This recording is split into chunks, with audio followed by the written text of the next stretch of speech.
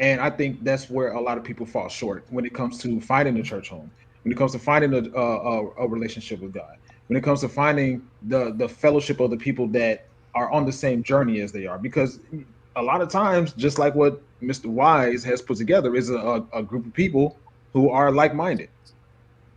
So if that is what your goal is, then a lot of times you will find what it is that you're looking for. So like it. Well, well, There. well, what I'm saying is I'm not disagreeing with Crystal. All I'm saying is if you have these programs should be get some mentors, some deacons to go out with these boys and teach them how to hunt, teach them how to fish, teach them how to work on stuff with their hands, have projects with them, and also preach the word, get the word in there. But you're really trying to appeal to them. My church growing up had a basketball. Every Tuesday night, Thursday night, we would have 3-on-3. All the boys would show up and we would play, you know. And during the play, we stop, chit chat, talk about God, whatever it may be, and we'll continue playing. But this is how you bring them in, is with activities and things that appeal to them. While you're building them, you're also instilling God into them, you know. And that's how the program should be because if you're just going to treat it like school, they're going to treat it just like it's school. You're trying to preach to them in some classroom or some room, and you don't really have anything to them but a mouthpiece, you're going to lose them. Yeah, But if I you're would agree with doing that. something with them, if me and Wise go out, let's say I'm a impressionable boy, 12, 13. We're fishing, we're having a good time, we're making that connection. That opens me up. So when Wise comes over and says, "Hey man, what do you think about God? What do you think about Jesus Christ? This, that," I'm more open to having a conversation because he's appealing to me as a person, as a friend. So I'm more receptive to his information. You can't just shove information to these kids' head, Hmm. because they won't suck it up. Yeah, there's a better That's a way, and there's definitely a better way, especially when it comes to reaching out to men.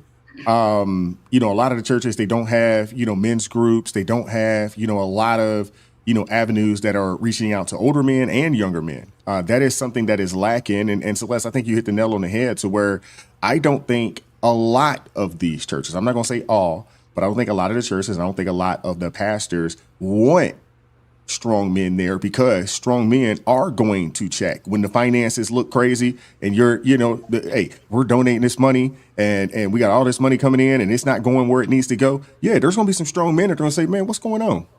What are we doing? And I don't think a lot of I don't think a lot of these pastors want to do this. And the reality of it is this: I would say at this point, just based off of what I've seen, I don't think majority of the quote unquote pastors of today are pastors that were quote unquote called. I think a lot of these people have decided that, hey, this is a hustle. This is a Mm-hmm. way to earn some money. This is a way to get some money. You can get that 501c, especially if you're willing to bend to the knee of the Democrat Party and push, all of their foolishness, and they'll give you some money, through the souls to the polls and all this other foolishness that's going on. They figured out yep. that, hey, this is a hustle. No different than you have people out there that worked in corporate America. They couldn't cut it. And what do they say? I'll just go be a teacher. No different. No different because, hey, being a teacher is secure. And once you get in there, it pretty much takes an act of Congress to get fired. And I think I'm at a point now where I don't think Mm-hmm. the majority of pastors are people that were actually called. Right. I think a lot of these people, they realize like, hey, this is an easy way to get some money. If I got a little bit of a mouthpiece, I look halfway decent, and I can toss a couple scriptures out there because the reality of it is the dumbing down of America is real. And that includes, the churchgoers, because you got a lot of folks that will not pick up the text. They will not read it for themselves. So Right. they're easily manipulated. So I got a couple super chats I want to read real quick. And then I want to move on to the next subject. Shout out to Robert. Hey, I sent you the link, so it should be in your email. But shout out to him for the $5 super chat. Says, hey, Wise, Robert here. The original biblical purposes of tithes was to support those in need, not to enrich religious institutions. Absolutely. But Exactly. that don't seems like that is the case these days. I mean, these folks riding around in Bentleys, Rolls Royces, Mercedes, and Audis. And to be honest with you, this is something that's been going on for quite some time. This isn't new stuff. This is stuff that's been going on since the 80s, probably earlier than that, to be honest with you. Shout out to Kiwan Lynette with the $5 super chat. Says, people expect better from Christians, but they don't think of the church as a hospital. Those who be whole need not a physician. Yeah. You're right. You're right there. Shout out to Mike C with the $2 super sticker. Appreciate you, brother. Thank you very much. I want to move on. I want to show this this video here, of this young lady. She has a septum ring, and she can't understand why men aren't trying to get at her. The crazy thing. It's crazy. I'm married, but even if I was single, a red flag, huge red flag, just based off of appearance, is any chick that has one of them crazy nose rings in they nose.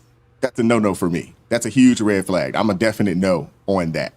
And I could kind of go down the list from there, but that's a major one right there for me. But let me play this for you guys. Okay, I posted a video about men not liking me. And the comment section is just absolutely frying me at the moment. But the amount of people that brought up my nose ring is wild. And then someone said I look like a Democrat because of the nose ring. So I'm taking it out. I just want to see, because I don't take this thing out. Okay, before she takes the thing out, because she's going to show it. Just the fellas. Ladies, y'all don't count in this particular situation here. But the fellas, Rolando, my brother Spaces, what are your thoughts on the chicks with the nose, with the bull ring in the nose? Honestly, my thought, I just want to pull it. Come here. Like, why is that? You really, honestly look like a bull with that in your nose. What is the point in that? That's not like, I can see honestly earrings, because earrings have a tendency, depending on how you do them, that may enhance your appearance. It makes you look a little bit more aesthetically pleasing, but appeasing. What is the point of the? And you know what's crazy about that? I heard people talking about the septum nose ring. I didn't have a particular standpoint on it, but the more I see it, the more unattractive it is. I just don't get it. I don't like it. I'm there with you, brother. What are your thoughts, Rolando?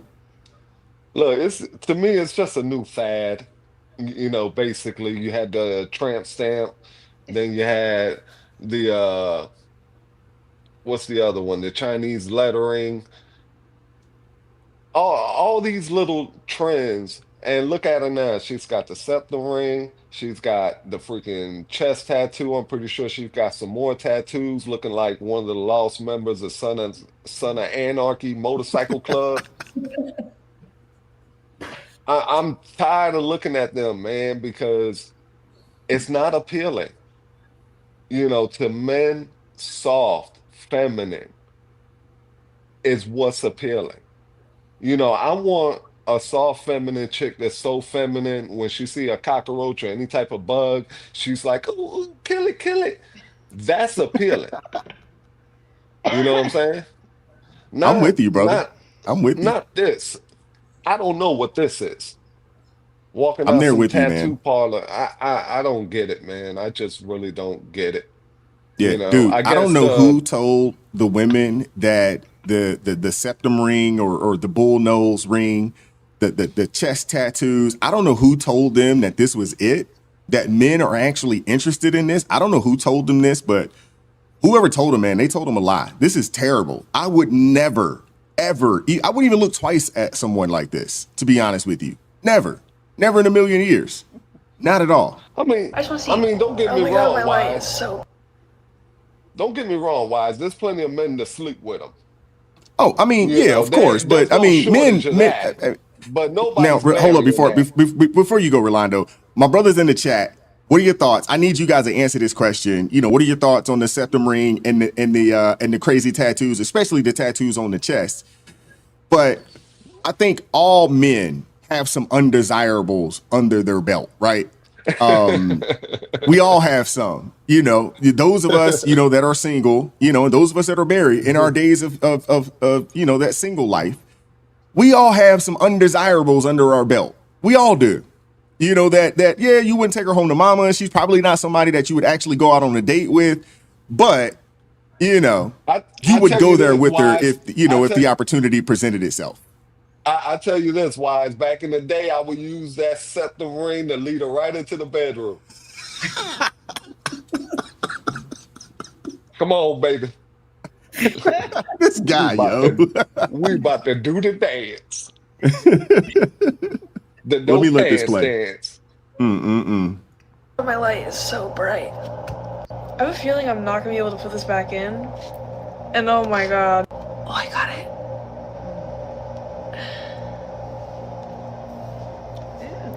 Oh fuck, I like it. God. Sorry. Bad reaction. Bad reaction. I like the no nose ring. Oh my god, I never thought I'd say that. I can itch my nose. I still have that though. Ha. I gotta be honest. When she took the daggone nose ring out, she probably added 2 or 3 points to herself, to be honest with you. I was exactly about to say that. She really did. I mean, it was a major difference. When she took it out, she added 2 to 3 points to her. If she was a 4 with the nose ring, she probably jumped up there to a 5 or a 6. And I'm sure, she throw a little makeup on, she could probably jump that number up another point or 2. But I want to start with the brothers here. Spaces, what are your thoughts? I think, whenever I see that, I honestly, maybe you can say maybe I'm conditioned to think so, but more often than not, when I see that, I immediately think liberal woman. I immediately think like, okay, she believes in deleting babies at will. She believes in using that as a form of contraception. She believes in the whole feminism thing that's destroying society, that's destroying relationships, that's destroying marriages.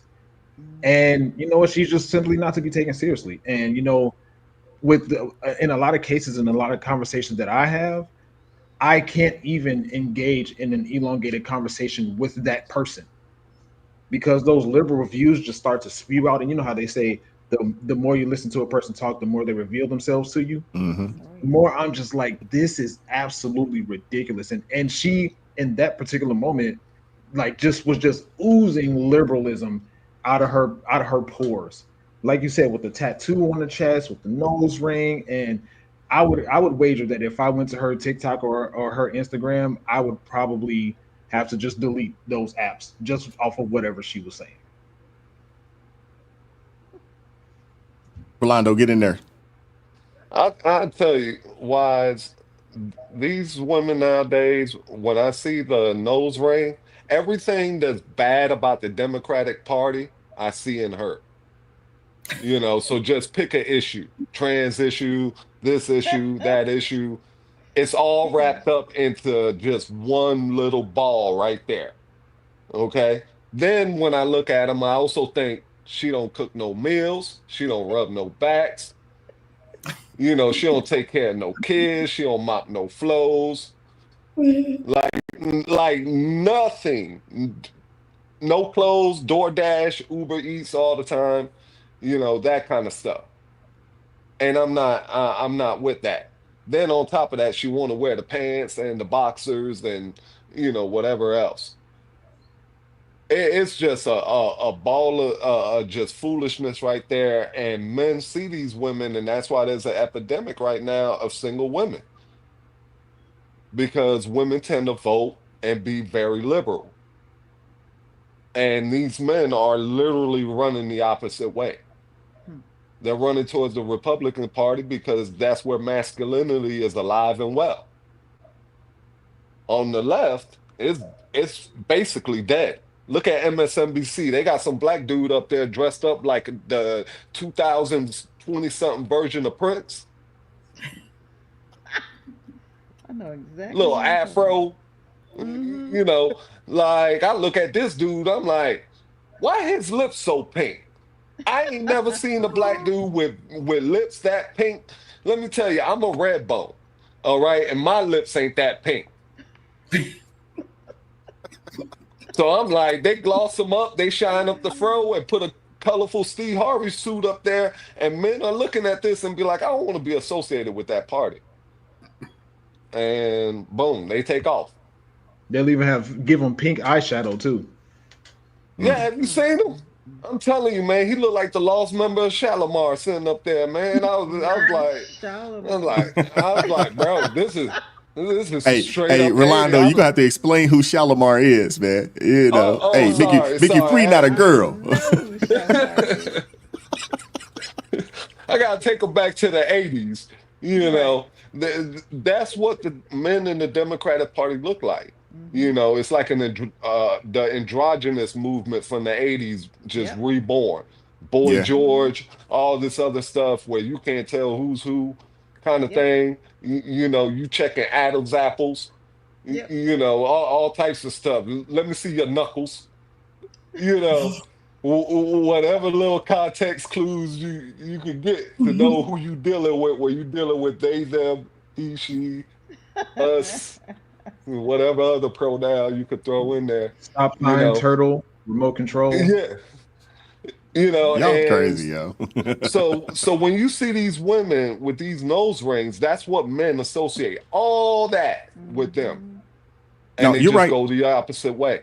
You're absolutely right. When I see that, when I see the septum ring, the multicolored hair, whether it's blue, pink, red, whatever, yeah, it immediately makes me think, oh, this is a super flaming liberal. That's my thoughts, and that's not somebody that I really want to have anything to do with. Celeste, I'll let you get in there, and we'll go Dion, Celeste, Dion, and then Crystal. We'll give Crystal the last word on this. What are your thoughts, Celeste? I think that in the postmodern liberal order, there has been a war on beauty.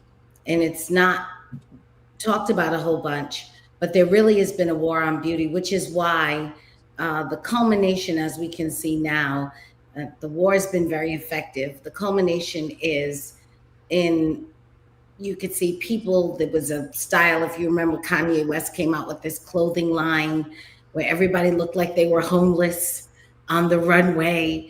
Nobody looked very clean. It was, you know, and all this tatting on the face for men. And as you could see with the young lady, the tats across the chest and the septum ring. And all of this is about taking what is naturally and inherently beautiful, which is bestowed by God, and perverting it. And in all, we see it take form and we see it take shape in all kinds of ways. And this young lady, unfortunately, I mean, you all are certainly right to feel that it's likely that this is a Democrat or a liberal woman, because this is very much a ideology of the left. I mean, they have written about it. This is not an accident. And this young woman doesn't realize that she thinks that she, of her own choice, has gone out to get a tattoo, or she's gone out to get this, septum ring, and that this is her free will and her choice. And what she doesn't realize is that, in fact, she's been influenced to do that by people who make lots of money, who wrote about years ago that that's exactly the type of woman they wanted to produce, someone who would mar themselves. Because beauty is an expression, and it is evidence that there is a God. And so the idea of perverting beauty is to say that you are of this world, and that you, once again, made yourself and are your own God, which is why you can mock your body and you can pierce it. So this is very much evidence of the war on beauty. And it, like I said, it takes form and shape in all kinds of ways, whether it's, totally altering yourself. I believe Rolando talked a little bit about that, or even in these, small, what seem to be small changes. Everybody is doing something to take their state and to, which came natural and perfect, and to put their human will upon themselves and display it. Before you go, I want to read this super chat from Keywine Lynette. She said, with the $2 super chat, shirt versus the blouses, Dave Chappelle. Get in there, Dion. What are your thoughts? Celeste touched on what I was thinking, but definitely that war on natural beauty. It's amazing with so much in the culture trending towards feminism, but at the same time, where is femininity? It's such a strange duality. I just don't get it a lot of times. And so, I guess everybody wants to be carbon copies of one another. That's the other thing too, because the ones who so-called do want to be more beautiful and they're going for the plastic surgeries and all of that, and everybody wants to look like an Instagram model. Again, they're moving away from that natural beauty, and perhaps it's because having an independent type of mindset is going to be encouraged when it's natural beauty. But when you're doing the jumping on the bandwagon of what everybody else is doing and everybody looks the same way, then that plays right into like what Celeste was saying with the whole the culture, and moving towards the wokeism and the everybody being put under control, a controlled mindset. It just you can just see it all pointing in that same direction. So Yeah. it's pretty strange, and it's definitely from hell, definitely. Yeah. Now, Crystal, I want you to get in here, and ladies, this question is for the ladies. If the men are saying, and we have a couple brothers here, if the men are saying, hey, we actually like women the way they are, and we like the natural hair, we like the natural look, we don't need the tattoos, we don't need the BBLs and all this other kind of stuff that women are out here doing. Why is that not enough when men can come out and say, hey, we actually prefer the more natural, the better. We prefer it, to be honest with you. And I'm one of those that I'm like that.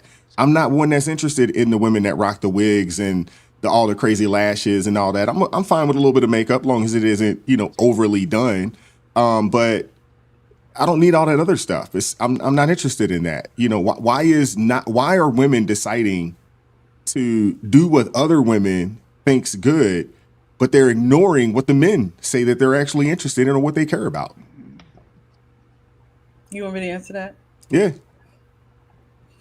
First of all, let me start off with, listen, pre-Jesus Crystal, I have my colorful hair, excuse me, and I do have the tats. Clearly, there is pre-Jesus Crystal, and then there's post-Jesus Crystal. Get it together. Okay, Let's start off with that. Okay? Pre-Jesus Crystal, love a good midnight blue, the way the sun hits that hair and gives that nice little tint. Pre-Jesus Crystal, love that. I just want y'all to know. Girl, And stop talking. Stop talking good. like you just played 4 quarters. Pre-Jesus Crystal and post-Jesus Crystal with the midnight blue hair looks good. I'm gonna tell you that right now. Now understand, I'm not putting a septum in my nose. There's nothing attractive. Just like I was just thinking with my TikTok community, just like men have things that they don't like about women. There are things women don't like about men, like them saggy pants that somebody told men that women like for some weird reason. So they all do that. The thing is, wives, a lot of the times men will say that they like you natural, but somehow the other, the women whose hair is 24 to 36 inches long, they're rocking the BBLs, they're wearing the bandage dresses, they have some kind of ring in your nose. Time out. What's a bandage dress? I'm not familiar with that terminology. What does that mean? Them things that look like a bandage that's wrapped around you. It looks like it's wrapped around you. Ace bandage. Okay. Yes, like an ace bandage. It like has little slits where, they'll be sitting here liking them girls. You want to know why women do try to look like the Instagram models? I don't, because I really don't care no more. But women nowadays, the younger ones, will be sitting here watching the men go like them girls on social media, like their pictures. The girls that are twerking in the club, all the men are oogling and googling that woman. And the girl that's standing up at just standing there minding her business, she's the wallflower while all the men are oogling and googling the other women. So understand, the only reason why women will hear you say, I love you natural. I love you just the way that you are. You don't have to do that. But you break your neck for the plastic Barbie that's walking? I mean, what do you expect? But before you hold go, on. Rolando, I want to say this: those women don't get wifed up, and Are social you media serious? is not a real place. I'm sorry. Social I'm media is sorry. not a real place. We can't count the amount of Actually- likes on an Instagram model as a woman that's going to get married. Those aren't the women that be turned into wives. Wise. There are women who were professional porn stars that are married and wifed up. What are you talking about? Well, There are actual wait that OF against- stars. There are actually porn stars. There are actually Instagram models that are actually wiped up. So that is not a factual statement. Listen, Well, listen, listen. hold on. You're Just saying. I'll be quick. You're I'm gonna keep it real with y'all. conflating. I'm gonna keep it real. I don't care, because if you gonna love Crystal, you gonna love Crystal for all that she is. I am not about to break myself to try and please you, because the one thing I learned is pleasing somebody as much as I can. Somebody else will make you turn their head at some point in time for some reason. I don't care. That's your business. Men say this, then they say that. Whatever. I don't care. Sugar Shane said, "Don't talk to him like that. Don't talk about him like that." Listen, I love you, Uncle women do Shug. this I all love the you, Uncle time. Shug. I love you, Uncle Women Shug. do this all the I'm just real. women do this all the time where they start conflating things. Okay, Uh, men compartmentalize things. I'm gonna give you an example. Okay, just because we chase after these girls, you know why we chase after these girls? Because Go they're ahead. easy. Okay, they're easy. Men are naturally hunters when it comes to women. Okay, So then and for hunt and men stop who going for haven't what's had easy. men So who then are hunt. single. Rolando, stop. Okay, So then hunt and stop going for what's easy, because that's Look what at a y'all do. Y'all lion. go after Look what's at a easy. lion. Hunt. No, Do your no, job. no. Do Look your at a job. lion. If a lion Be the is man hunting and an go hunt. And antelope stop and looking there's for an easy stuff. antelope But you as the at woman the can't end tell of the the man pack, what to do. he's But the I one can't. that gets ate. Okay, so that's just the law of the jungle. No, this Okay, is the if thing. you have I will if tell you you, have I one understand the law lion, of the 50 jungle. I antelopes, understand the law of the one jungle. is like What I am saying to you is, you can't ask She's a not woman, listening. you can't ask women. she's not. Yeah, she's I'm not listening A to listening. lot you, of but women. you're not I, You're not comprehending even what I'm letting me no, finish. saying. no. You're A not lot of women comprehending what I'm saying, though, don't Rolando. don't listen Wise's to question was comprehend. what? Wait. They What was listen to Wise's question? respond. No. What was Wise's That's the question? problem. They're not You aren't they're not listening. I sucking just up said our information. I'm trying what to give you was some information no. I of said, what's what going was on. Wise's question to me? Wise's question to me was, Crystal, why do women do this when men tell them that? And I said, the reason why women do this when men do tell them that is because men tell you this, but they're doing the opposite. That is the point. I'm not No, saying brother you're right, you're Wise. wrong. I'm not saying that. No, This is what brother happens. Wise. Even brother Wise, okay, who's a married man, knows what we're talking about. Okay, who we sleep with is totally different from who we marry. Facts. Okay, Facts. because a man's sexual Facts. nature. Listen, when I Thank was you. married with my wife, if she understood my sex drive, we'd be having sex 4 times a day. But she can't handle 4 times a day every day. And every man on the panel knows this. That's why they're laughing, because every man on the panel knows that literally we can go out and we can have sex 6 times in a day. You know, but most good-natured women can't handle that. If you're married to a woman, Wise, I guarantee you right now, if you had sex with your wife for 6 times a day for a week, on the 7th day, she'll say, no, it's done. It's done. I need Don't get about me a in no week. trouble today, I bro. need Don't 2 get me in no weeks. trouble. She might be I watching need right now. Don't whatever. get me in no trouble today. Don't get Wise in trouble. No, Don't try to get see, my brother in trouble.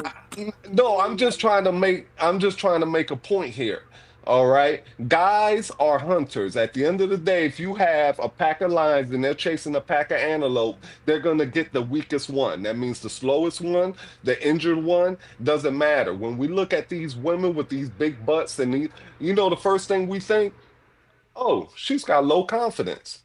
I can manipulate her. I can Excuse tell me, her a don't few do things she that. want to hear. Bro, don't do No, that. this is how men think.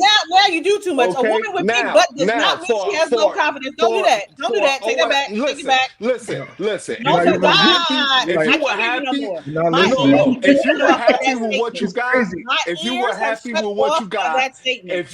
if you were happy with what you got, you wouldn't put butt implants. You wouldn't do You a didn't breast say butt implant. implants. You said You a wouldn't big butt. fix your face. You The wouldn't trim down conversation your is about nose. You wouldn't do none of that. Okay, women have even gone to the extent of having the leg surgery where they break your 2 legs and they extend you and make you an extra 3 to 4 inches. Now men do that Okay, too. collagen. Men do Men that. do They- Yeah. that one. well, women have done it as well. But I'm just saying, all these different procedures are mostly for women. Lipo. We could go down the list. Eye surgeries, all these different things are for women. What do you think they get it for? Because they are unhappy. It's just natural. Now, these OF women who are married that you mentioned, you know who they marry? Simps.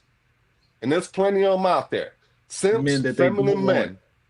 want. Men who they could rule. They ain't marrying no masculine men. I'll tell you that right now. Because the masculine man gonna be like, you ain't gonna be showing my stuff on the internet. All right? And that's go back to the original point of who men marry and bring home to mama. They want her body count really low. We talking Man, 1, 2, maybe 3 max.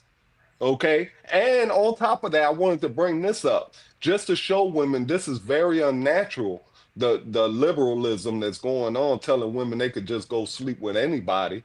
Okay. A female gynecologist came out and was saying that women who have a lot of sex with different men, when she has sex with a man and the man, I'm gonna say it the nice way, releases, okay, her body sends out a immune response, okay, as a foreign entity has entered her body, so the immune response comes to defend, okay.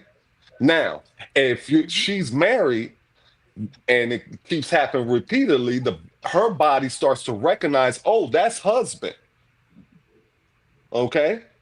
So the immune response will change. But if that person keeps changing, in the future, she will have problems with her immune system when she gets older. So that's God's way of telling you, you're not designed to go sleep with a bunch of men. You're designed to have your husband one man. Okay, that's all I wanted to Spaces, say. I'll give you, what are your thoughts, brother? I'll just be super quick. And you know, it's crazy because, you know, when we have 100% of the men on this panel right now saying that men do not like the augmented bodies, do not like all of the surgeries, do not like all of the stuff. And then, and with respect with Miss Crystal, because I have a whole lot of respect for you, saying like men do not like that. We're not saying that. Of course, you'll have your anomalies of women that are getting married, or that are the OF models, that are the corn stars, that get married and have husbands. But look at the absolute majority of women that are married. The absolute majority of women that are married, or men that have wives, do not look like those OF models. Nope. And then on top of that, also look at the divorce rates of those relationships. Look at the quality of those relationships. Those do not last. So obviously, will you have some that last a long time? Absolutely. But like Mr. Wise said, Rolando said it. They look at those men as doormats that they can control. The absolute majority of men will say, I want my woman as natural as possible. I don't like all those surgeries, especially when I am your protector and you tell me that you are a woman that are willing to put your life at risk for a surgery, for a cosmetic surgery. This isn't life determining. This isn't open heart. This isn't chemo. This is something to get you more likes on social media. Yeah. We don't like that. We have 100% of men right here, right now, saying that that's not what we like. And then there's arguments against it. We do not like that.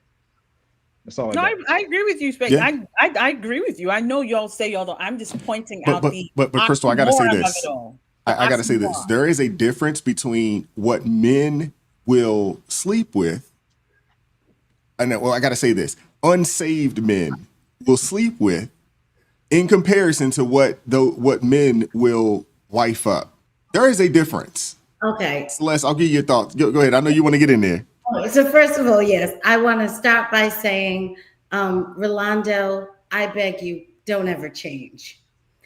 Now, I want to say right now, I am 100% Team Crystal. This is actually what is happening. Men, I believe you when you say you do not wife necessarily that which you're dating and that maybe which you want to play around with in a casual, relationship type situation. However, what that does is that makes women not believe you. So before you're married and you're in the dating market and you don't want us to believe you, because when you're approaching a woman that you know that you just want to date, you just want to play with, but you have no real interest in marrying her, you don't say to her, listen, you're not the type of person I would marry because, you have all of this fake hair and BBL and whatever. I really just think 2 or 3 weeks we could kick it and then I'm done. You don't tell her that. You tell her, oh, I think you're great. Oh, you're one of the most interesting person I know. All of this stuff that you say, you want her to believe she has a shot. And she does believe she has a shot. And that's what gives you the shot in the end that you're looking for. And then you want to come back and say, but no, when we're serious, we really don't mean that. We don't know that. And we don't believe you. Because okay, well, women lie. Women lie. So there's no. Hold on 1 second. When we see you married once. But when we see you dating maybe 100 times. So you've got 100 times of evidence that you're putting against the one later piece, later evidence that you introduced later on. So throughout your dating life, you're showing us one thing saying, but no, I'm really somebody else. We don't believe You know why? You know why we lie? Because women don't want the truth. Who told you that? They just don't want the truth. Wait a minute. Hold on. Hold on. So if you got a guy, I'll give you an example. If you got a guy, let's just say he's making 30,000 a year. All right. Drives the average car, this, that. He sees a really nice girl. He might be tempted to say, hey, I'm a lawyer when he's really a paralegal.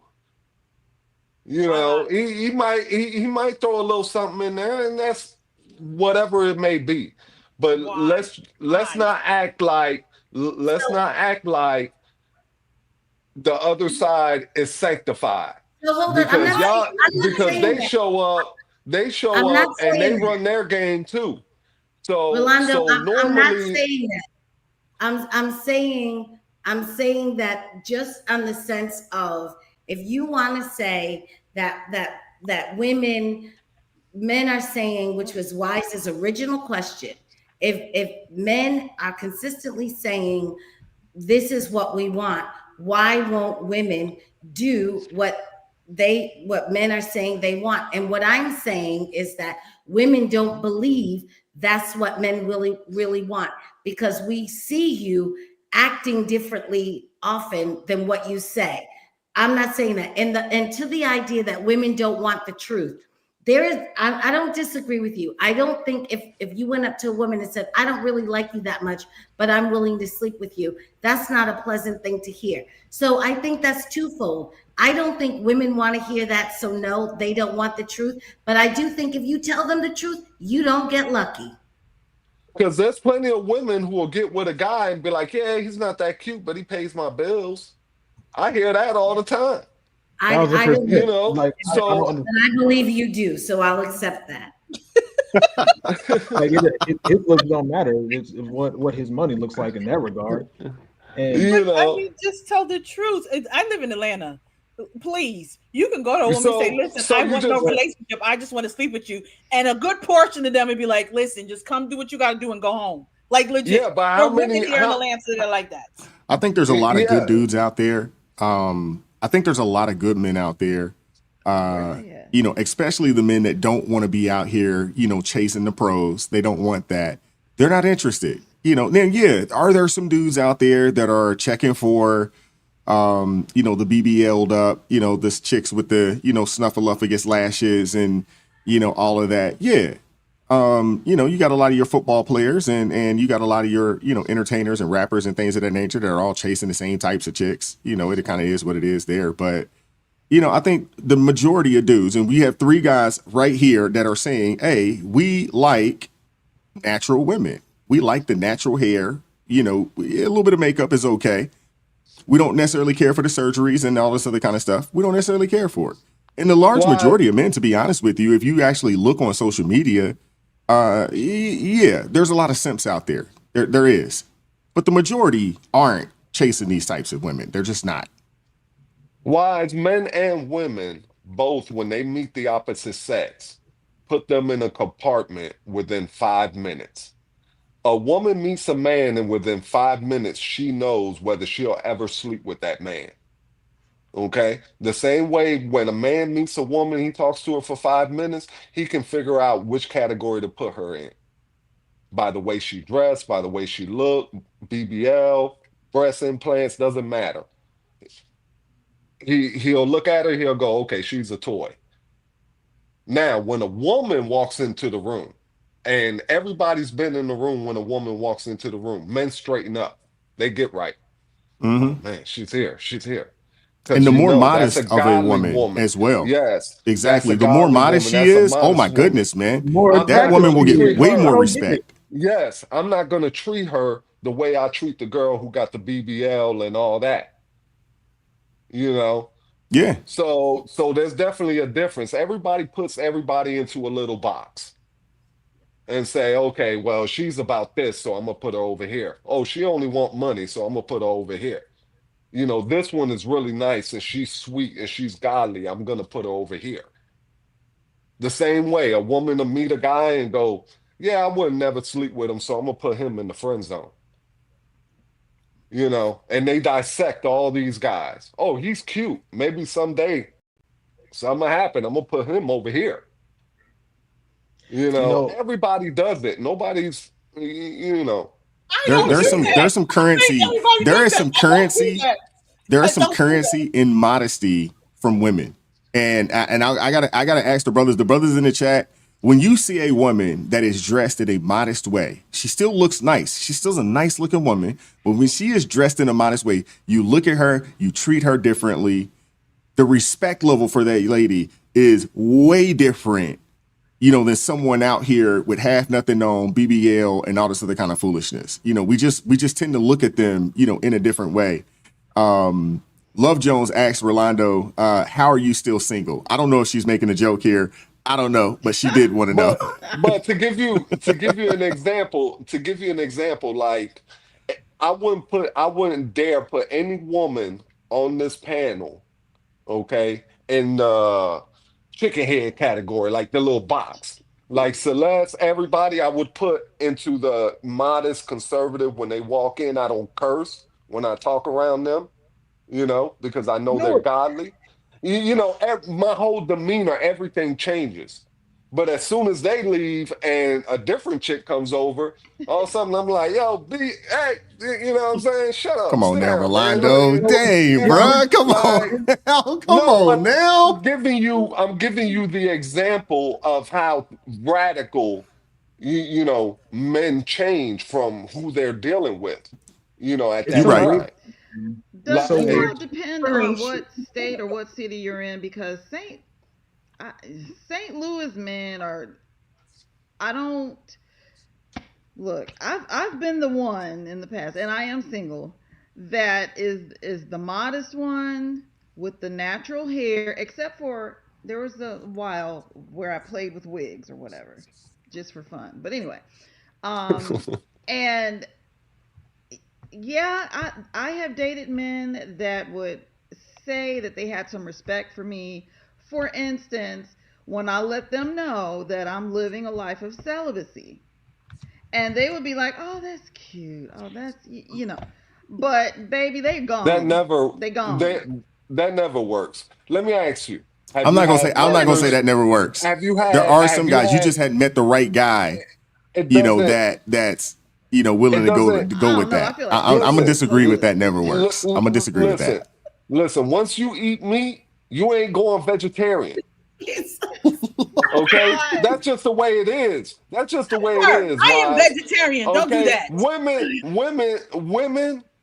can be They sexual relapse. camels. They Okay, they relapse. could be sexual camels. Okay, for example, a camel can carry water in his hump and survive in the desert, then feed on the water in his hump. Women are sexual camels. Okay, they live off their past sexual experience, so they could carry that 2 and 3 years down the road. There Men are men can't that do do it that. too. Yes, they do. Okay, so Men of God. when men meet women who are celibate but not virgins, you're cooked. That guy has checked out. Mentally, he's checked out. He's like, I ain't going through that Steve Harvey crap. Get out of here, man. I think Hey, I'm a before meat. you, I'm a Spaces, I meat want to give you, eater. an opportunity to speak, and I'm then I a want to read a eat couple super eater. chats real quick. Am I being punked right Basically, now? Am I being punked? look, Am I being punked right now? look. I'm a meat eater, and you're offering me a plant-based Whopper. I'm being All right, punked. I don't want that. Throw it out the Clearly window. being punked. Flop. I don't want that. Did y'all That's pray how for me like I told y'all to? Did everybody here pray like I told y'all to? Spade. Once Wise reads his super chats, go ahead and mention what I'm talking about. You know what I'm saying is true, bro. First Men off, here that's celibate. shout out to Sugar Shane real fast, man. Happy birthday to you, brother. You can ask a question, send it Happy through. birthday. Send it through. Happy birthday, Sugar Shane. Send the question through. He says he has some questions for everybody on the panel tonight. So go ahead and send them through. When I see them come through, hopefully I'll get one of the blues to highlight it. And that way we'll catch it. Shout out to LJ Taylor with the $5 super chat. Says, I'll flip it. Pre-Christian LJ only look for men 6 feet up, 6 feet or up, and tatted and muscular. It goes both ways. LJ also said she doesn't want to deal with obese men. She don't want no dad bods. I ain't got no dad bod. Look at that bod. Look at that bod. Look, nice and flat. Look at that. I work out. I'm being punked. Definitely being punked right now. That's Where how is we do. Ashton Kutcher? Please. Yo, this dude here is a trip, yo. Spaces, I'll give you the Crystal, last close word your on eyes. this, man. Close your eyes, girl. Close your I'm a eyes. You don't want to vegetarian. I'm good. I'm a vegetarian. It actually gets disappointing at some point when I hear these conversations, because I just wonder, it's emphasized in many different ways when I have these conversations that we are living in a world of opposites, and it's unfortunate because we have the modest women and we have unmodest women, and it's like both of them are saying, why are you not looking at me at the opposite of what I'm presenting myself as?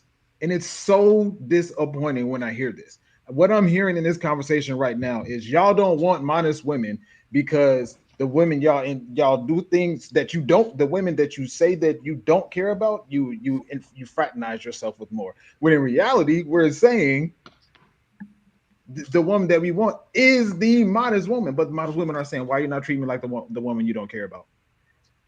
What? No, you have to look at these men's wives and the men that are married. And I'm not saying like, talk about them or anything. Look at the results. Look at the way the actions versus the words. And that's, you get your results. And I think it was Miss Crystal that gave the example of, a man will deal with multiple different women. And no, I'm sorry, I think it was Miss Celeste that said a man will deal with multiple different women and say, and a woman will see that he dealt with multiple different women, which that's a whole different conversation.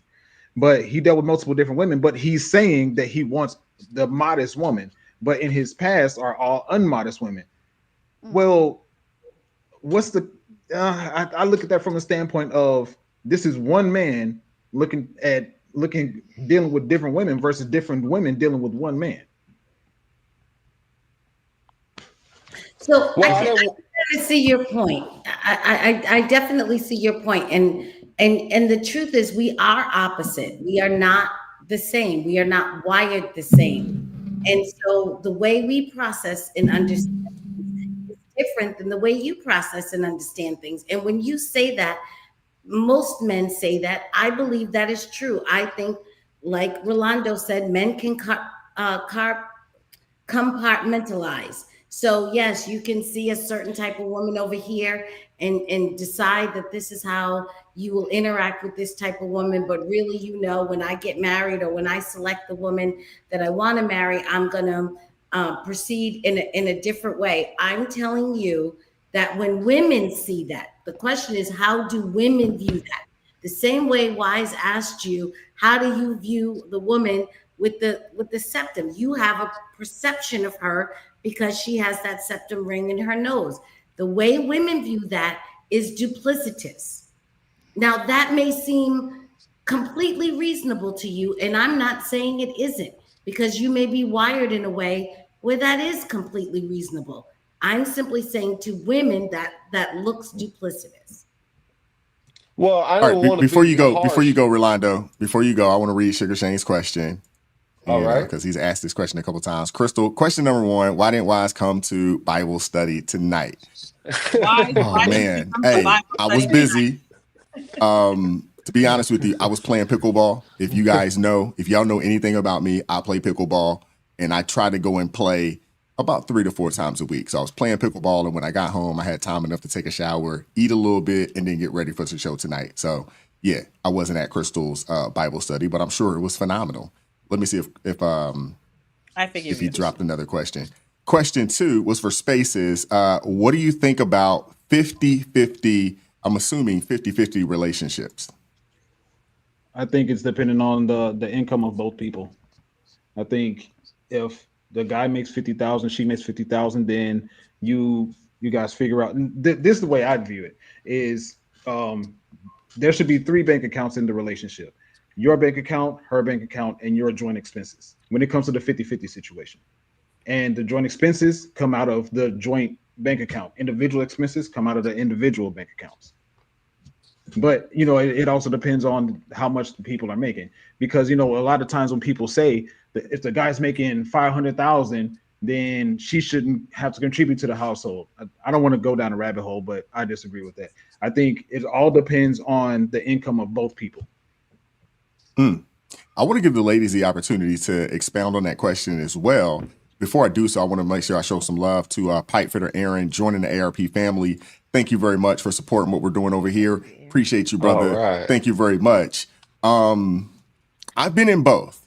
I've been in a situation to where it was, I guess, somewhat of a 50-50 situation. In my current situation today, as a married man, it hasn't been a 50-50 situation. I've been the primary breadwinner, in my family for, better part of 15 years or so. And I will say this, for men, I tell a lot of the brothers, and I've talked to my sons about this as well. If you want to be the boss, you got to be willing to pay the cost. Simple as that. That's just my thoughts on it. But in today's climate, and you look at the way things are today, I am a huge proponent of marriage. You guys know this, especially when you look at the Black community and you look at where we are right now. I think we're less than 30% of Black folks are married. But when you look at the married Black people in this country, and when you look at just married folks in our country in general, it's a net positive for most people within that family. The children are less likely to find themselves in poverty. Household incomes are actually increased. It's a good thing overall. I'm anti the baby mama, baby daddy situation. I'm anti that because it's hard to build generational wealth when you got the family court system in your paycheck. It's very difficult to do when some judge is telling you how much money you got to give to some lady, or vice versa, because there's a lot of women out there paying child support right now today. When the judge, when the court system is in your business, it's hard to build wealth in that manner. It's just really difficult to do. And this next video I want to get into, and this is a good question. I appreciate you, Spaces, for adding to this. And I ask that you guys, when you do answer this, that you don't go super long-winded. But we need the marriages. We need it. Because a lot of our communities are in shambles. And you can't have strong communities without strong families. Right. And without strong communities, you can't have strong cities. And that's a lot of the reason why the situation that we see in America right now is what it is because the lack of strong families, which would lead to strong communities. And that's a lot of the reason why we have a bunch of, super hyper emotional men We have a lot of, masculine women because they don't have that balance that is needed of mom, dad, husband, wife in this household, this nuclear family raising up the children. It's a major problem. And to be honest with you, it's not just a black thing. I would say it's a black thing. It's a white thing, not so much of a Hispanic thing because they actually believe in getting married, and definitely not an Asian thing because they definitely believe, in a strong nuclear family. But when you look at black and white folks, for whatever reason, we've kind of veered off the path there. But I'll give Celeste, Dion, and Crystal and Rolando the opportunity to answer. But I just ask that you guys don't filibuster because I want to get into the next clip. So, and I'll be quick. If you look at wealthy families, the wealthier the family and people who aspire to wealth, the less likely the woman does outside work. So if you're thinking that you want to marry someone or you want to create wealth for your children, a certain lifestyle for your children, then you should probably understand the fundamentals of why a woman being a 50-50, meaning doing outside work to contribute to the household, you are positioning yourself to eventually make more money and be less wealthy. And I wrote about it in my book. You can find out about it there. Yeah, go check out the Ass Backwards Way to Move Forward. Go check her out. We got to make sure we drop that we got to drop that link in the chat when you get a chance, Celeste. Dion, what are your thoughts? I'm sorry. Can you repeat the question? Because somebody said something about me down in the comments, and I'm just. Oh, it threw you off. Yeah, I'm thrown off because I'm about ready to light somebody up, but I'm gonna ignore that. So what was the question again? The question was, what are your thoughts on 50-50 relationships? But you mean finances? Is that correct? Yes. Like both. Two men, a man and a woman getting in a relationship and both, playing their part in paying for, the finances in the household. So you're talking about a married couple? Yeah, expected. Okay. Yeah, it should be a married couple. Yes. Okay. What do I think about that? I don't know. I'm kind of traditional, and so my mind goes towards thinking of the woman, and I know it's not really very possible in this day and age, in this economy. I mean, the more ideal situation is for the mother to be in the home and taking care of the children, and the household. That's just me coming from that traditional place. But at the same time, I don't frown upon the 50-50. If it's going to help the family as a unit to move forward faster. So, I don't know. I'm kind of torn on that one. What are your thoughts, Crystal? So thanks to my TikTok community, I'm going to get me a countryman so I don't have to go 50-50. I always wanted to do 50-50 because I don't know why, but now I understand how countrymen work, and I'm about to go get me a countryman who will tell me I can sit at home, I can sit by the pool, and I can do this TikTok, this. That's not how that works. That's not how that works. How much money does he have to make? I'll make sure I'm going to make sure there's some good food when he comes home. I know how to cook, so I'll make sure he got some good food. I'm gonna rub his back because I love to take care of my man. Any man that has ever been, I ain't even gonna go, but they Let's know. not go down that road. I take care of my men, and I take care of my men, and they feel like a king. My man will feel like a king, and he'll make sure I'm a queen at home. So I'm gonna get. How much money does he have to make in order to do that? However much he wants to make. I'm not. Hey, Spaces. There was a time for me, and I can just speak on it as a man that did do it. There was a time when, and living in the DMV area, I was doing it on, I don't know, 55,000. And then slowly but surely, as the years, progressed, I got further along in my career and I started making more and more money and things of that nature. But it can be done. But you also got to have someone that is on the team that understands where you are and where you're going with this. and that can see the potential in it and say, okay, yeah, today this is where we're at, but tomorrow we're going in a different direction, and you need to have somebody on the team that can see the vision. But at the same time, the same things that I've had, the types of conversation I have with my kids is that you have to have a program for a young lady to come be a part of. And what I mean by that is that you got to already have your own vision. Yeah, this is where I'm at today because, I might have just, finished college. I just got out the military. I got this certification and I'm entry level in this role today. But this is where we're going in the next 10 years. And slowly but surely, we're going to get there. And you need to be able to not only sell the dream, but also showcase that, hey, I'm already on that path. I'm already on that trajectory. So for me, now, mind you, when it was 55 and when I was making $55,000 a year and I was taking care of a family of 4, mind you, this was like 2010, 2011. So this was a long time ago at this point, so things weren't as expensive as they are today, but it's all relative, right? It's all relative. But, I think that it also takes the right type of individual that comes from the right family.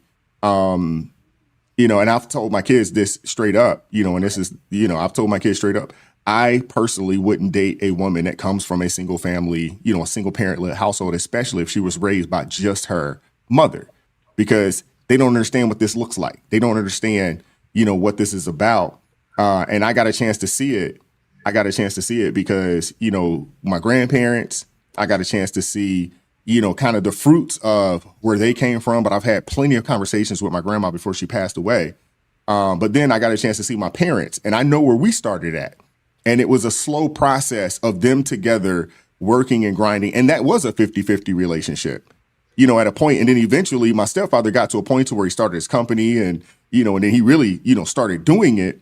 But my mom always played a role, and she still plays a role, in that way to make sure that she supported him and make sure she took care of him, but I'm one of those kind of people in the way that I've raised my kids, my sons, who's 24 and 19, that, I personally think that men should be working towards being able, if not to take care of everything, at least to take care of 80%. Because I'm a firm believer that if you want to be the boss in your household, you want to have the last say, you want to be the leader in that household, it costs you to do so. No different than if you want to be the boss in your business, you got to go put the money up. You got to go put your livelihood on the line, put your money on the line, because it pays the cost. You got to pay the cost to be the boss. Simple as that. Now I'm not one of those that say that I'm against a 50-50 situation, because we have a lot of sisters out there that are making $45,000, $50,000 a year. You can get with an average earning man that makes, $45,000, $50,000 a year, and that household income, combined can be upwards of 100, and y'all can together build and have a good life. Don't discard those types of people. But for the young men that don't have kids, that are in the beginning stages of this, my personal preference would be to tell them, wait until you get your life in order and find someone that can see, build a vision, have a vision for where you want to go, and then find someone that you can explain that to, that can see it and that will get in your team. You know what I'm saying? And then you can work from there. That's my expectations. I'm not disagreeing with anything you guys have said. I'm saying that the absolute majority of men are not the men that are in a position to be able to just have women just float on clouds and drink wine all day. I agree with that. Yeah, absolutely. That's what I'm saying, because, and I'm not coming at you. I'm sorry, Miss Crystal. No, I didn't say that. I was just saying, God forbid, a woman just on clouds and sipping wine. My gosh. Yeah, heaven forbid. I don't want to go there. I don't want you to not like me, Miss Crystal. I love you, Stacey. You know I love you. Yeah. Londo be picking on me. You don't pick on me. You good? Real quick. Well, hold up. I'll be quick.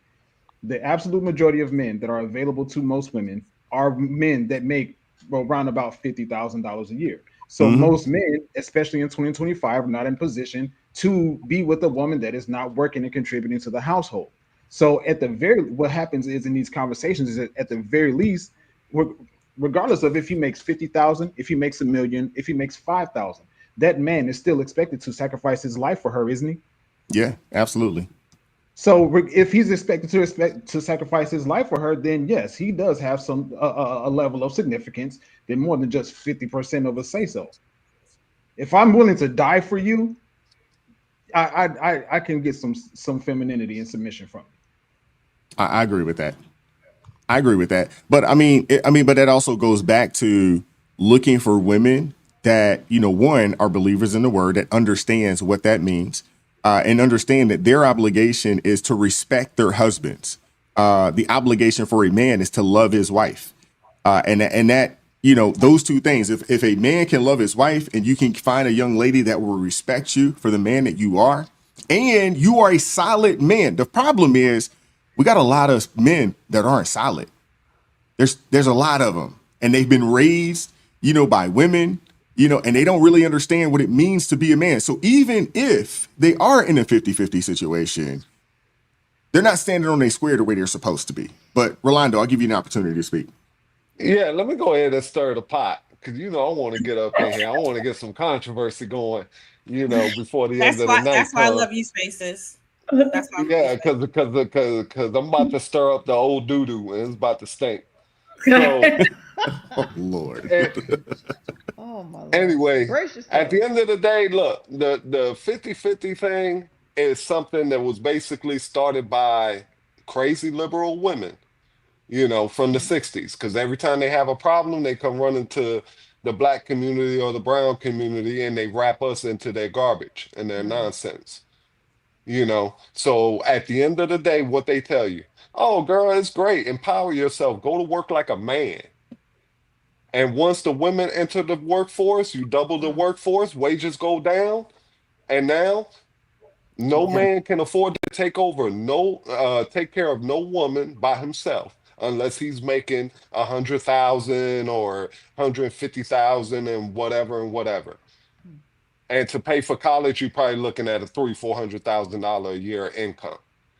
So the 50-50 thing, and then I hear women saying, well, if he's 50-50, then you ain't really in the relationship. You got a roommate and all that crazy stuff. Listen, at the end of the day, I'd rather have a roommate than have nobody.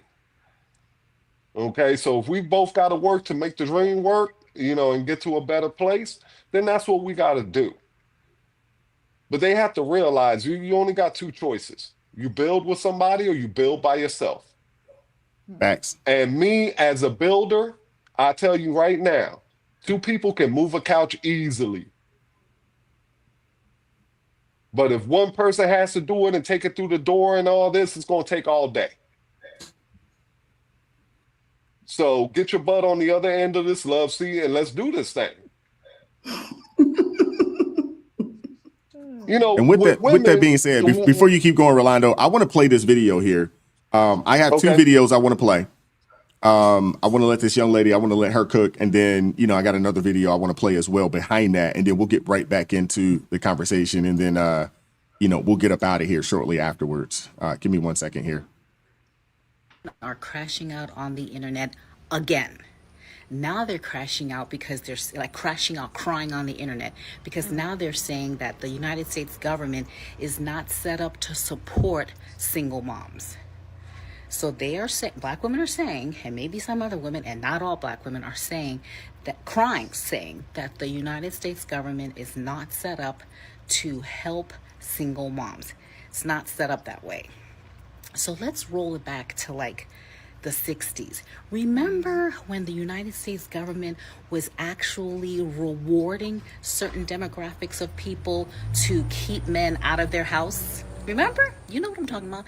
Y'all were getting food stamps, Medicaid, housing vouchers, and the only stipulation for eligibility was you couldn't be married and there couldn't be a black man or a man living in your house. You had to be single. And you guys were down for it. And I know this for a fact because my mom had a friend who was on welfare, the more children you had, the bigger your welfare check. You guys were good with that. You were just pumping out babies and on the government's tit. But now, because Trump is putting a kibosh on the eligibility requirements, you guys are crying, saying that the United States is not built to support single moms. When was being a single mom a thing?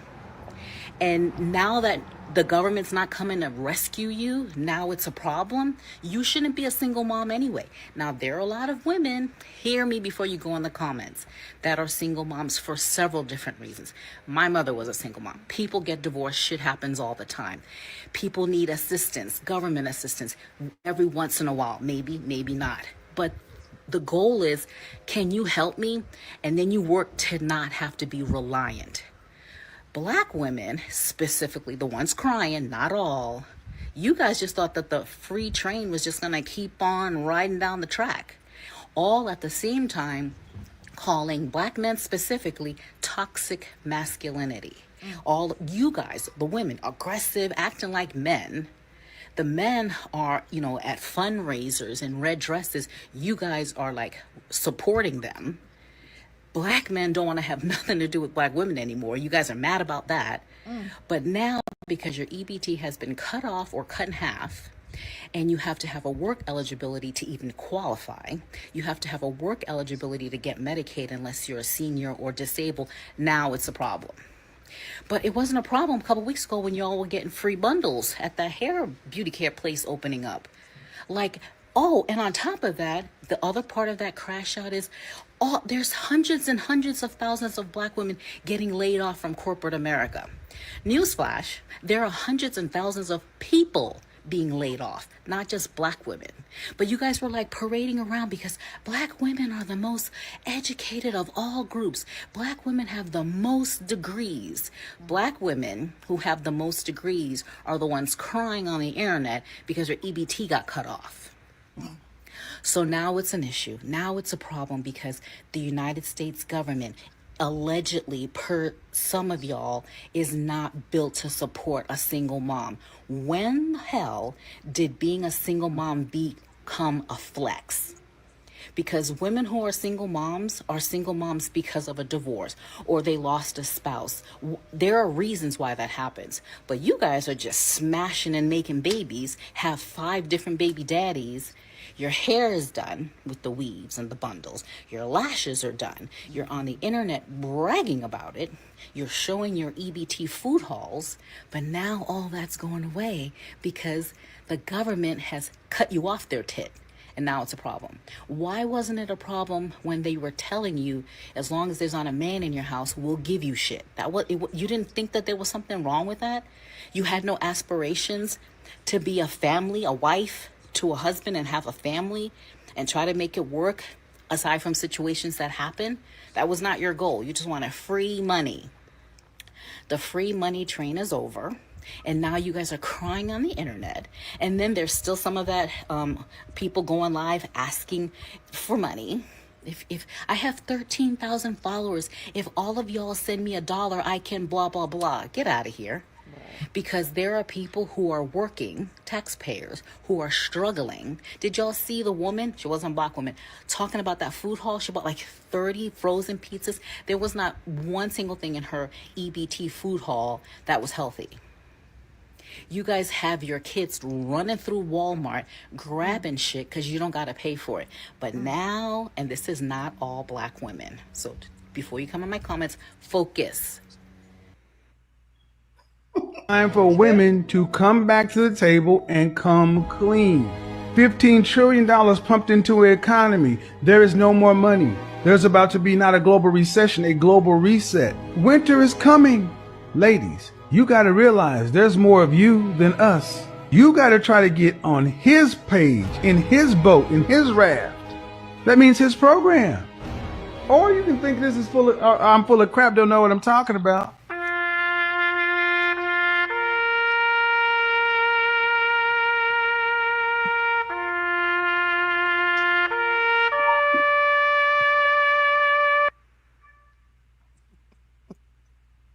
Shout out to the brother Kevin Samuel. Celeste, I want to give you the first word on this. You can go with this wherever you want to go. What are your thoughts? She started with talking about the government isn't involved in single motherhood. The fact of the matter is the government is a public entity. That means that it's something created and funded and shared by all of us.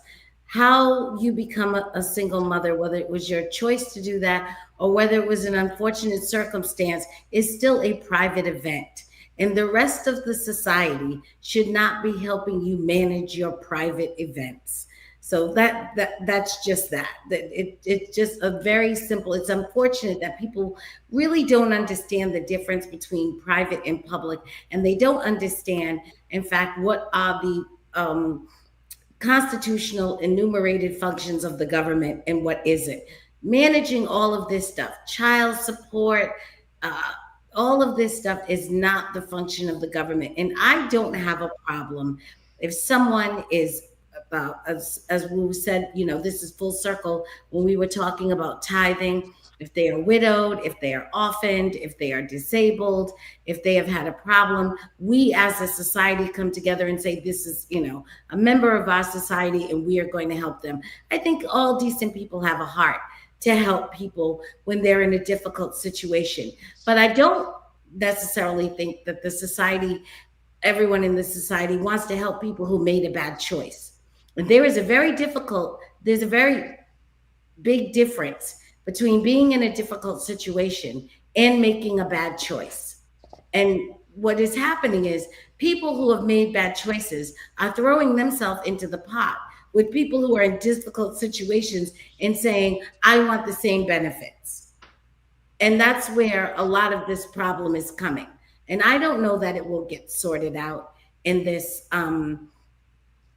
business with Trump and the EBT. To be perfectly honest, it's just a fact of human nature. Once you give a person something, it is nearly impossible to take it back. So I don't know that we're going to, turn the tide and reverse, the last, 70 years, 60, 70 years, 1960s when we started all this, of this sort of welfare state safety net. I don't know that we can pull all that back. Even if we can, I don't think we can do it in one bill or in one budget or in one. This would be something that would have to happen over a very long period of time, and it would have to be done very gently. I just don't think you can abruptly make those kinds of changes because people will go crazy. They wouldn't be able to handle it. So I seriously doubt the worst case scenario is going to happen. However, what might be possible is that we can prepare future generations to say, yes, we brought these people along in this way in the past. However, you who are now entering adulthood into the society, you are not going to have the same options as those other people did. So you really need to concern yourself with making sure you make some very good choices. We'll be here for you if you, if an unfortunate circumstance befalls you, but you really need to pay attention to your choices and make good choices because we're not going to behave the same way towards you as we have in the past. I want to give Spaces the opportunity to get in there. I know he wants to get in here on this. But I will say this. I think the young lady was on it. And ever since, and we kind of got into this last week, ever since Kevin Samuels kind of talked about winter is coming, and I don't think a lot of people believed him. I don't think a lot of people thought. He looks very prophetic in this point at this day and age, right? With the amount of, when we think about the benefits being cut, we think about Section 8 being cut down to where, hey, you can only be on this for 2 years. You've had a lot of women that have been on this, and they've decided that, hey, they'll marry the government over choosing and selecting proper men that will, do right by them, and ignoring good men. And you've had a lot of women out there that say, hey, I'm not willing to go 50-50, but you're willing to go 100 by yourself. Doesn't make a lot of sense. But Brother Spaces, man, I'll give you an opportunity to get in there. What are your thoughts? Oh, you just echoed. I don't know. We just connected right there because it doesn't make sense. Like people push back with me on the 50-50 thing when it's like I hear, in this case, women in particular saying, I'm not going to get with a man that makes my life 50% cheaper. Make that make sense. Mm-hmm. And then on top of this, I hate to say it, but it's true. This generation is just cooked. This generation is well done. Like there's no reviving. And you know, it's I have to pray about this when I say it, but it's true. When people do dumb stuff like put on the internet that they're gonna rob grocery stores, that they're gonna do stuff to ICE, that they're gonna do something illegal, and then they face the repercussions of saying those things. They have the government knocking on their doors, or they get certain text messages and certain emails, and they've been manipulating the government for years and years and years. I say yes, get them all, because I'm tired of my tax money going to these people who clearly aren't trying to do better for themselves. And you know what's crazy is I think about this all the time, and a lot of people don't know that is people say it all the time, but maybe it doesn't stick, whatever the case. Prior to 1968, black marriages and families were up. Yeah. And the wealth gap was decreasing. Mm-hmm. It was decreasing. And then, you know, daddy government came in and said, you know what, women in general, but we're talking about black women in this case, it'll be cheaper. It'll be better for you to get the benefits of having a man in your household without having him there. So instead of at this time, women saying, you know what, I want to hold on to my family. I want my child to have a father in the household. I want this man to continue to be in my life because that's better for helping me take care of the child. As a person that wants to be in the house, taking care of the children and doing less work, they say, you know what, I'll take the bread, but I won't take the man. And the repercussions of that is proliferating in today's society. And it's just very unfortunate, and that it's not seeming like it's getting better. It's seeming like it's getting worse. And the women that are of the generation above us taught the same thing to generation that are us, and then they're teaching it in a lot of cases that I'm seeing to their children. So that's all I got for now. I think the boomer generation sold our generation, those of us, you know, Celeste, Crystal, Rolando, I think they sold us a bad bill of goods, to be honest with you. I don't think they were very forward thinking in the feminism thought process. You know, even when the men, you know, deciding to run out on their families, I just don't think they were very forward thinking. You know, and when I think about it, you know, as a young person growing up, you know, in the 80s and 90s, and I would say really the 90s when it really mattered, when I was in high school, I can honestly say, hey, having conversations, you know, with my parents was basically a non-existent thing when it came to what's going on in politics, what was going on financially. There were none of those conversations, you know, that I had. So I don't think they did a really good job in setting us up for success, you know, in the future. I just don't think they did. And when you look at where we are today, and I just want to talk about black folks for a second. And, you know, we can look at some of the other demographics out there, you know, white folks, their numbers are coming down as well. The out of wedlock births are increasing. The marriages are coming down as well. But when you look at the black community and you look at 70+% of black children born out of wedlock, and you look at, you know, less than 30% of, you know, black Americans are married. And then you also look at, hey, household income, we're the lowest on the totem pole. When you look at household income, there's a direct correlation there. And the reality of it is this, and Spaces, you kind of touched on it a little bit. You cannot build generational wealth when you have the government in your business. And when I say in your business, I mean the family courts, divorces. When they're in your business, there's no way for you to build the quote unquote generational wealth that is needed. And when you look at, I don't know if you guys have read The Millionaire Next Door by Thomas Stanley. And if you haven't, you should. It is a phenomenal book. But when you look at who the people who really have money in our country, the average millionaire in America is a 56 to 58-year-old man who has been married to the same woman for 20 plus years. He's raised his children with this woman. His children are productive citizens, and he's invested and stacked his money properly. Because the reality of it is this: when the government is in your business personally, they take from you. They don't add to your situation. They take. You know what I'm saying? And the sooner people realize this, the better they would be. And it's so unfortunate because we're looking for all these, outside sources to help us. But when you get into the Word of God, and I got to take and tie things back to the Bible, when we start operating in God's divine order, there was a time that we were doing that and we actually decreased the wealth gap. When we decided that we no longer need to do that, the wealth gap has been exacerbated at this point. You look at it.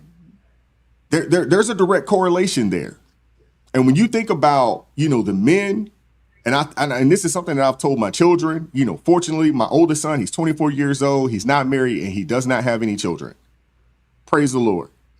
Because I wasn't told these things. And by the time I was 24, not only was I wasn't married, but I had a kid and I was on my way to being married with the second kid to the wrong person. There is a direct correlation there to who you choose as a spouse, how you go about building your family, how you go about having children. There is a direct correlation to those things and your wealth. There's a direct correlation there. Absolutely. And if you get into, honestly, those that have not read it, I don't know, Spaces, if you've taken the time to take a look at it and read it, I think it's for free. You can listen to it for free on YouTube right now. Millionaire Next Door, Thomas Stanley. Get an understanding of who the people in America that really had a bread and actually how they move. It would change your life and you will start to look at things differently. And unfortunately, we have a lot of women, they don't really understand it because they're either listening to the feminist propaganda or they're listening to their jaded baby boomer mamas or grandmamas, and they're not getting the proper information as to how to choose a good dude. You know what I'm saying? Hey, marry before you carry. And I understand that divorce is the thing. But dang, you know what I'm saying? We're not even getting married to get divorced. We're just bypassing that and having children. And the next thing you know, you got all this child support. And then you mad because the dude that you chose, who already had kids by 4 or 5 other different women, who he is not taking care of, what made you think your situation was going to be different? It's crazy. Get in there, Rolando. What are your thoughts? If I could get like a back to the future kind of scenario here, if you could get into one of those DeLoreans and just go back in time, I think the pivotal point in time was when liberal white women attached their movement, the feminist movement, to the civil rights movement. And I think that point in time is where everything went sideways. Okay? Because they're just conflating issues. Hey, let's just piggyback off your issue, kind of thing. And what that did, I think, is just basically create, like I said earlier, they doubled the workforce. Instantly, who benefits from that? Every single business owner in America, from the biggest to the smallest. Absolutely. Because their labor costs have cut by 3/4, And anybody who's a business person will tell you their biggest cost is labor. Yeah, that's the number one cost for every company is their labor cost. That's the number one cost. Yes. So everybody thinks it's some kind of grand conspiracy to break up the family and do all this. No, I just think it was a byproduct of the money generated from that. Because if you look at the crack epidemic in the 80s, it was just people trying to make money. Everything else that happened after that is a byproduct. So I always say, anybody who's religious know this. Money is the root of all evil. If you chase back the money, not the money. We got to get that correct. It's the love of money. It's the love. The love of money is the root of all evil. Let's correct that. Love. So the love of money has corrupted every aspect of life. Most misdeeds can be traced to the love of money. Okay, from religious misdeeds to political misdeeds to moral misdeeds, it all traces back to the money. So what I'm trying to say here is at the end of the day, when I'm dealing with women, okay, I'm very blunt with women. Okay, and some say that I'm kind of harsh. And the reason why I'm like that is because women are a demographic that get lied to more than any other demographic on the planet. Okay? Because at the end of the day, we want to sleep with them. So we tell them all types of lies. Yeah, girl, I drive a Mercedes. Yeah, girl, I studied over at Harvard. Just all types of outrageous lies. And they hear it all day, every single day. So that's why when I tell somebody something, it doesn't come with, malice attached to it. It just comes with honesty. Because you really got to ask yourself, what do you want? You want somebody to just lie to you, or you want somebody to tell you the truth? And if you really want the truth, can you handle the truth Well, when it comes? Because Rolando, many women, I tell the truth, or I tell what men think, okay, which they may not consider the truth, but this is what men think. They automatically think it's an attack. It's not an attack. You don't live in the world of a man. We're trying to explain to you how we see things through our eyes when we listen to you, while you tell us how you see things through yours. Because your experience in life is nothing like mine. I don't have somebody trying to get in my drawers 24/7. So I don't have to hear all these lies. So you're I saying get out my car, I walk into Costco, I walk out, nobody talk to me. Nobody say, "Hey, you looking cute, girl. Hey, come here, let me talk to you. Hey, da, da, da." I don't, no man experiences that. Outside of maybe a very good Yeah, looking, rich, famous man, small but percentage, of men. no men experience that, but women experience that every day, all day. And just imagine what they hear all day. Some broke dude walking up, yeah, girl, I'm an attorney. I'm this, I'm that. You find out later he living in a storage unit. Or he driving a Mercedes, sleeping on his homie's couch. Exactly. Celeste, I want you to get in there. What are your thoughts? Or he live in a Mercedes. That exactly. I want to say to Rolando real quick, it actually is a grand conspiracy. Because if you go back and if you read the writings from the Carnegie Foundation, their minutes, if you read the writings of the Rockefeller Foundation, these industrialists had been spending years trying to find out how to reduce the unit cost of labor. And they got this feminism, this women's movement was really just a shield to get women to work so that when women would work, they would reduce the wages of men. And so that it really was, they didn't just happen upon this. They studied and devised a plan.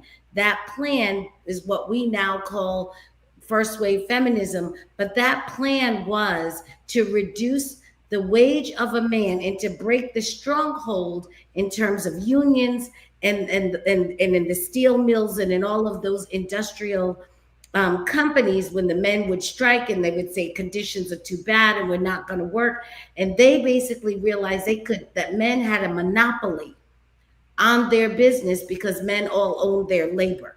And what they wanted to do was to break that stronghold that men had.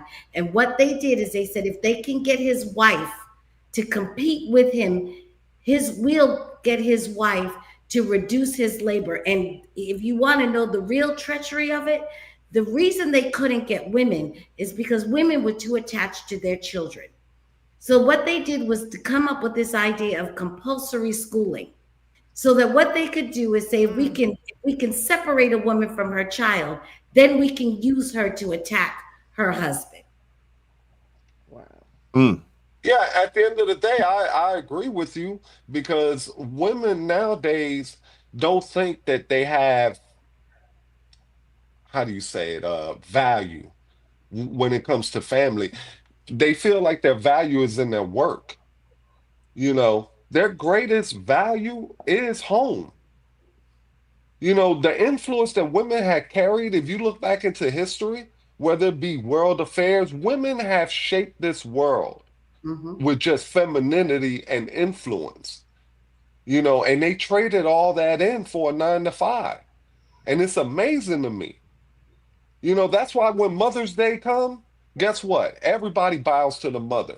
She gets taken out to a restaurant. She gets bought this. She gets bought jewelry. She gets this. She gets that. Father's Day come, we get a bow tie and a macaroni hat, We or get something Mother's like Day, that. Father's Day.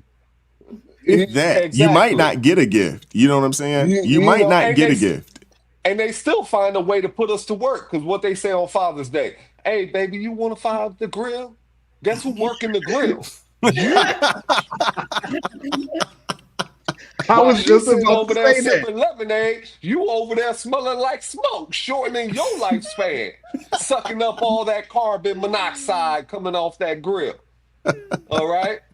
But we okay with that because we understand what a woman is worth to us. That's why you Hmm. can sit there and poll 1,000 men and ask 1,000 men, do you need women? All 1,000 men will say, hell yeah, we Absolutely, need yes. women. Yep. But you can poll 1,000 women, and a lot of them will go, no, we don't need no man. We don't need no man. We don't need no man. But if men disappeared off this earth, they wouldn't last a week. Okay. Yeah. They'd be out here drinking seawater in You ain't lying. Zeffirino's bottles. And wouldn't know that they need to boil that seawater. You know what I'm saying? No, Boil that no, salt no. up out of there. They be And you just know, drinking it, got seaweed and sand in it. They don't care. They just be drinking it right out the bottle. Give me you some know, more. speaking of seawater, and without men, and I'll be super quick. Speaking of Kevin Samuels as well, he always mentioned the show The Island, season 2. Yeah. I don't know if you guys have ever watched it. Yeah, I watched that with Bear Grylls. Yeah. Yeah. I watched it. I was like, yep, that seems like how society. What would happen if men just disappear off of the face of the earth? I don't want to spoil it for anybody that wants to watch it. No, because I'll I'm real spoil big it on for a watching week stuff. straight. They walked in a circle. For a week straight, they just walked in a circle. And then they sat down and talked to each other and tried to figure out who's going to be the leader. No work done, no gathering of water, no thoughts on, gathering food, building a shelter, nothing. And in that same time frame, the men had already got together and said, hey, who's good at what? Okay, this dude's going to be the leader. I'm going to do this. This person's going to do this. These guys are going to do this. They already had guys. But the difference is that men, we understand hierarchy. We understand that. And we're also humble enough to know, hey, I'm good at this. I'm not good at this. And we also are humble enough to know, like, hey, this guy can be the leader because he knows a lot. He has that skill set. He understands that. Exactly. There's a difference men go there. by meritocracy. That's Absolutely. just how we're built. So if we put all 8 men on an island, like you said, we're going to gather in a circle. We're going to say he's the builder, he's the hunter, he's the gatherer, he's the creative, he's this, he's that. And everybody gets put into their little box. And at the end of the day, that's how things get done. That's why when we were on the island, first day the men found the beach. Yep. All right. And they had shelter built pretty much day one. The women did circles. The women did circles. One had to be evacuated. You had some catching panic attacks. Just flipping out. If it was not for the cast there or the people that were videotaping or whatever the case may be, if it wasn't for them, they probably would have died of dehydration because they hadn't even started to go out and get water or anything. If you guys have not watched this, you should watch it. It's actually a phenomenal watch, to be honest with you. Yeah, the Island on Amazon Video. Yep, it's excellent. Excellent. It is. Show. It is excellent. It definitely and is. The thing about it is, it's only like 10 episodes. You can. I think. Yeah, you'll get through it pretty quickly, for sure. Yeah, you'll get through it pretty quickly. They almost had full-blown kidney failure, and they were treating it like they were on vacation. Literally, they were in the water together, just kind of splashing water on each other. Nobody's collecting firewood. Nobody's purifying water. Nobody's hunting anything. They just in the water, just laughing it up, and then clowning when they're losing weight. They're like, "Oh, look how thin I look," and the one girl was like, "Hey, starving to death ain't funny." Okay. And that's exactly what was happening. I think we need to understand, and I think a lot of the women need to understand that we need each other. And Rolando, you hit the nail on the head. You'll have a lot of men, and even for me, when I got with my wife today, I can honestly say that it was a need. I needed someone to come in and play that role, especially as a single father trying to raise 2 boys, and, trying to build my career and do the things that needed to be done. I understood that I couldn't do this. There's no way I'm gonna be able to do this by myself. I understood that. And, women do play a role in that, especially for the ones that do want to come in and play that role. But I got to put a challenge out there to the men, because there's not enough men that are standing on their square the way they are supposed to.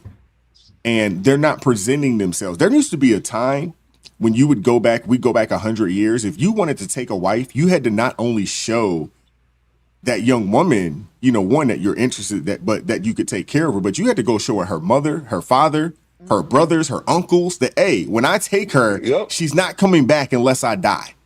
You know what I'm saying? Yep.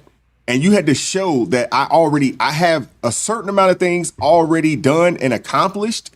So she's going to come in and add into what I already have going on. And then we're going to build from there. And we don't have enough of that. And a lot of that has to do with the fact that we don't have enough men that have been raised with men in their lives to show them what this looks like, what it looks like to get up and go to work, even when you don't feel like it, what it looks like to get up and go to work when you're sick, what it looks like to, go and still make it happen, even though you don't necessarily want to. We don't have enough. We don't have enough of that. We have a lot of effeminate men that haven't been raised properly because they haven't been raised with real men in their lives, unfortunately. And why it's not only that, men who are godly men. That too. At the end of the day, you can have a man raising young men, and I am a single mother, so I'm going to speak for single mothers right now. Okay. I agree that the government set it up perfectly. They went to destroy the family, the whole 9 yards, so on and so forth. I agree 100%. But yes, there are women who don't want men. They push the men out the way. But there are women who wanted the man to stay there and do what a man is supposed to do, and he walked out and left her. So she had no choice. She had to figure it out. She couldn't sit there and cry because there are children to take care of. So she didn't have time to sit down there bawling her eyes out because a man is not there. She had to figure it out. I had to figure it out. I didn't care. So yes, I hear men will say, I need a woman. A woman should say, I need a man. But you get to a point where you learn, I have to figure it out on my own. I would like to have a man, but as long as I have Jesus, we're going to figure it out together until he brings said man. I'm not about to be sitting down here. The thing is, when I sit down and I hear what Kevin was saying and all that, yes, they perpetuated it. And I see the things, because I think I told you, I can't remember how long ago it was, where I told you a class, there was a teacher asked the students what they want to be, and the young girl said she wanted to be a baby mama. Yeah, and I saw that. Yeah, because they created this lifestyle that a baby mama is a full-time career. Okay, you go ahead and you layer with a bunch of men, and they will give you babies, and then you could collect whatever. I don't know what they think. They don't understand what actually happens when you become a single mother. They don't understand the struggles that go along with it. They have no clue. But what I want people to understand is a woman gets to the point where it's not, I need a man, I would like to have a man. And the reason why it gets to the point, a single mom, you get from that point of I need a man to I would like a man, because your focus shifts. And that is why I say a godly man is needed, because, and Rolando, I got love for you, but when you have men teaching young boys that we say we want natural women, but we're going to bang all of the BBLs and have fun with the BBLs and help to make single moms. Before you keep going, Crystal, I got to say this. As a man, and as a man that, pre-saved, it wasn't BBLs back in our day. And I'm sure Rolando, maybe Spaces, he on the younger side of things. It wasn't BBLs. No. We've taken a lot of undesirables out there. You know what I'm saying? The bean pole, you know what I'm saying? The bean pole with the not so great face. You got the butter faces, the on the super heavier side of things. There's a lot of men out there that have taken some undesirables. This BBL is a new phenomenon. It just is. It's a new phenomenon. Wow. This is within the past 5 or 6 years or so, maybe a little more than that, but not much more than that. But for Rolando and I, Rolando's about my age. Exactly. Undesirables have always been a thing earrings. if you think about it. I mean, that's always been a thing. You know what I'm saying? It just has been. I just got to say that. But I agree with you. But all I'm saying is that why we have bamboo earrings. That's all I'm saying. It helps to perpetuate the single mom lifestyle as well, because there are women who wholeheartedly believe the crap that is coming out your mouth and thinking you want to be with them forever. And then they sitting down there having a baby and you out. And now she got to raise this baby. She got to figure it out, because as one of my friends said, my ex, in fact, he said, it is easier to date a single man than it is to date a single woman, because a single dad, he ain't got the kids most of the time.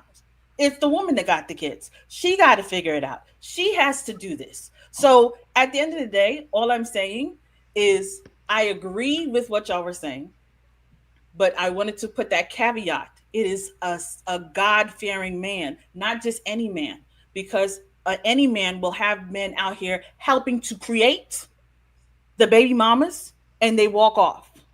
No, I disagree. I'm not giving an excuse. A big disagree. I'm not giving an excuse. Yeah, because at the end of the day, wait, Rolando, I gave you all the time. Let me finish my thought, and then you can talk. Go ahead.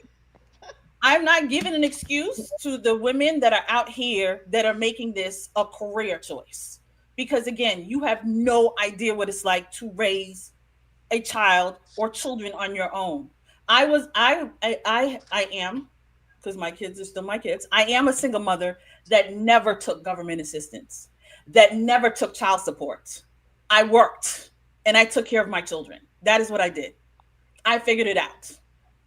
No man was taking care of them, and I wasn't going to sit down there and cry about it. I was going to figure it out.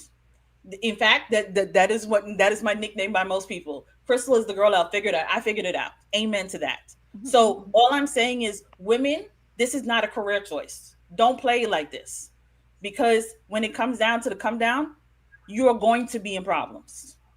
Mm-hmm. Do what the word of the Lord says, and save yourself a marriage. Do not open up the store until all sales are final. Please do not open up that store. I agree. I'm not going to speak on your particular situation. I don't speak on anybody's particular situation. I speak in generality. But in generality, women can have sex without producing children at the end of the day. Every man on the panel here knows that. At the end of the day, these women have final say on how a man enters their body. Wait, how? How does a woman have sex and have a child? No, because a woman can say, "Hey, you're not getting anything without contraceptives. You ain't getting nothing. We ain't producing babies." No, Rolando, don't do that. Both times I had a baby, I was on things. Don't say that. I'm not speaking on your situation. I know, but I'm telling you, be careful with that statement, because there are plenty of women that have had babies that got pregnant and they were on contraceptives. So don't do that. Yeah, but listen, I don't live in the rare case, department where, hey, there's an anomaly over here, so I'm going to redirect everything I'm saying for the other 99% for this 1% over here. I don't care about the 1%. I really don't. I don't make excuses for them. Situations are unique all across the board. That's why I said, disclaimer, I speak in generality. All right, because there's a lot of irresponsible baby making out here. All right, plenty of it that we could speak on. All right, I am not going to speak on somebody's personal tragedy. All right, that's your personal tragedy, whatever that may be. No, I'm just saying. Don't say that. I'm just saying. They're blessings. So change your words. I'm just saying. They're blessings. Children are blessings, regardless how they get here. No. So at the end of the day, all I'm saying here is that women can have sex just the way men have sex and not produce babies. Okay, so let's get that clear. There's so many different types of birth controls, all types of stuff you can do to not produce children. So knowing that now, if you're out here and you're looking for a husband, If you have men in your life, you need to expose that man to the men in your life. All right. If you got a Wise in your family, if you got a Spade in your family, you got a Rolando in your family, you need to expose that man to them. Okay? Because nobody can read a man like another man. Absolutely. And you And need to be willing to exactly. listen to those brothers in your family that are telling you. And honestly, the grandmoms and the moms, you got to be willing to listen to them, because I know of people who they were exposed and they told them like, hey, this person ain't it. And they wouldn't listen because they fell in love. They were cute. Maybe they were demonetized, whatever. And they wouldn't listen. So Well, I agree Wise, with you. I agree with you, but Rolando. Wise, that's why I told my children. That's why I said to my children, sex is amazing. It is amazing. I'm not gonna lie to you. You should wait till marriage. Number Yes. one, because Is that a realistic thing to state yeah, when you have We want to I say just that, want to but ask this question real wait, fast. I'm gonna tell you why I did it like that, Wise, because I said it like that, and they looked at me because mommy doesn't have a husband, and I pointed out, and where is your daddy? Where is he? I want you to see the reality of it. I want you to really understand, because you should not be having sex without being ready to have a child. Understand Facts. that is going to be that is a chance that will happen. Just like there's a chance you can catch an STD. You never Yeah. know what you're walking into. So don't just be all High willy chance. nilly talking about, oh, a woman can have sex and I have a baby. No, every time you have sex, your mind should be like, I can have a baby. So that's why don't have sex until you are ready to have a baby, which more than likely until you're married. And that is why, when I was telling you, this is why I told my children, do not have sex until you are married, because right now your mom has to do all of this on her own. Where is your father? No hate on your father. Never talk down about their father. Never drag their father. I always uplifted their father. Never talk bad about them. But I let it be known, I'm doing this right here. And I don't want y'all to have to go through this. I want a better life for you. I agree with I, that. And I I'm one of those kind of people. I believe in, marry before you carry. I think that would improve the plight of a multitude of Americans out here, Black, white, Hispanic, Asian, regardless of what your demographic is. I think that would improve the plight of most people. I do agree. But when you have and you send your kids to public schools, and around the age of 11, 12, they get taught, quote unquote, sex education, and they get taught how to go about doing this. And nowadays, they've actually moved it from the sex education for those of us that are here.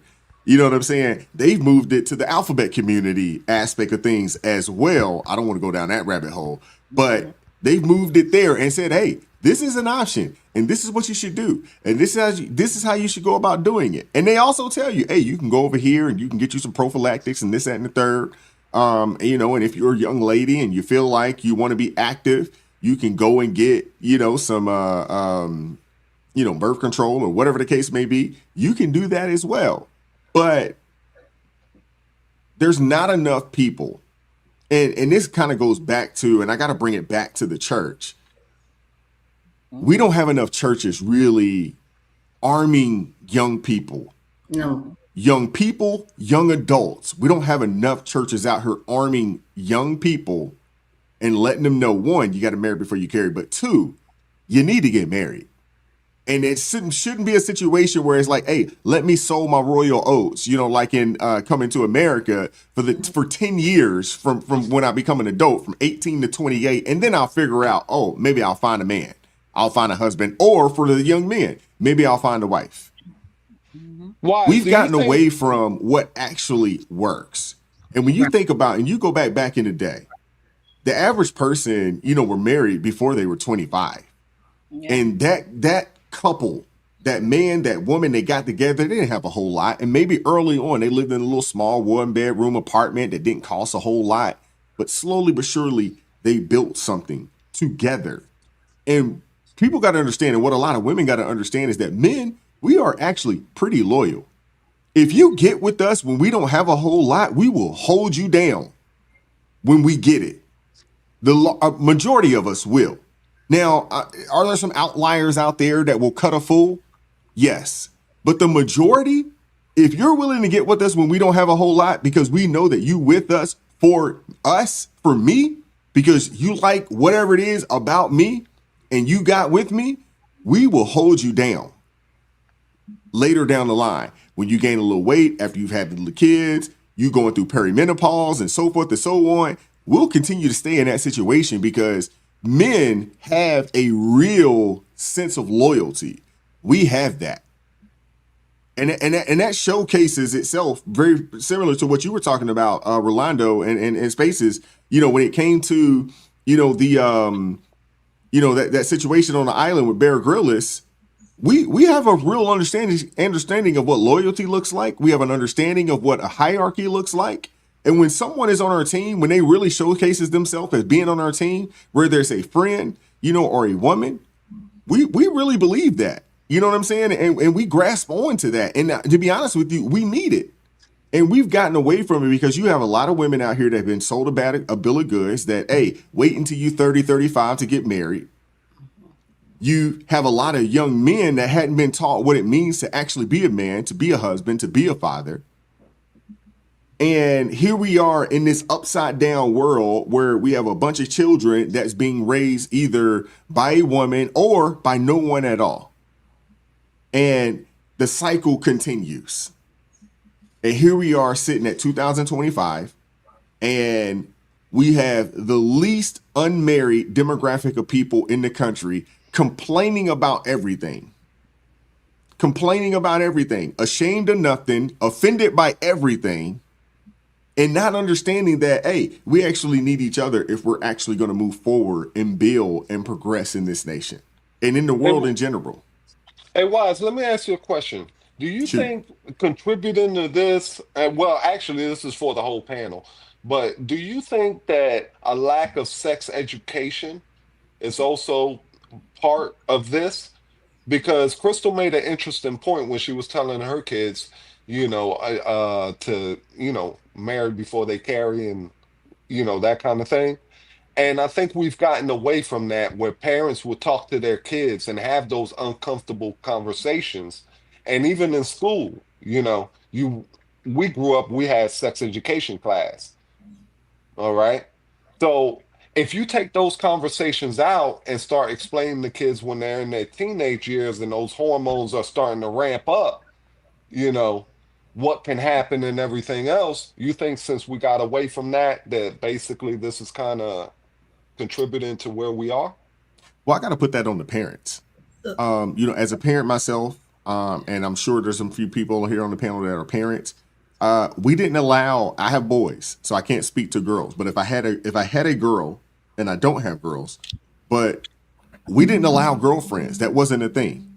We didn't allow. Matter of fact, neither one of my children were allowed to quote unquote have somebody that they could come to us and tell us, hey, this is my girlfriend, until they were probably about in the 10th grade or so. We just didn't believe in that. And no, your girlfriend's not coming to our house to come watch a movie or whatever the case may be. That's not something that we're allowing to happen. We guarded against that. And then for me, as a man and as their father, giving them that wisdom and that guidance to say, hey, man, this isn't how you go about doing things. And this is what it takes in order for you to be a man. And having those conversations around sex and what that means and what it looks like and the consequences. I'm one of those kind of people that we look at the internet. Hey, we can get on to the child support calculator right now for the state of Maryland, for the state of Virginia, wherever you at. We can go look at it. This is what it's going to cost you if you come out here and you get you a baby mama. It's going to hit you in your pockets, and it's going to hit you for the next 2 decades. Let's just keep it a buck.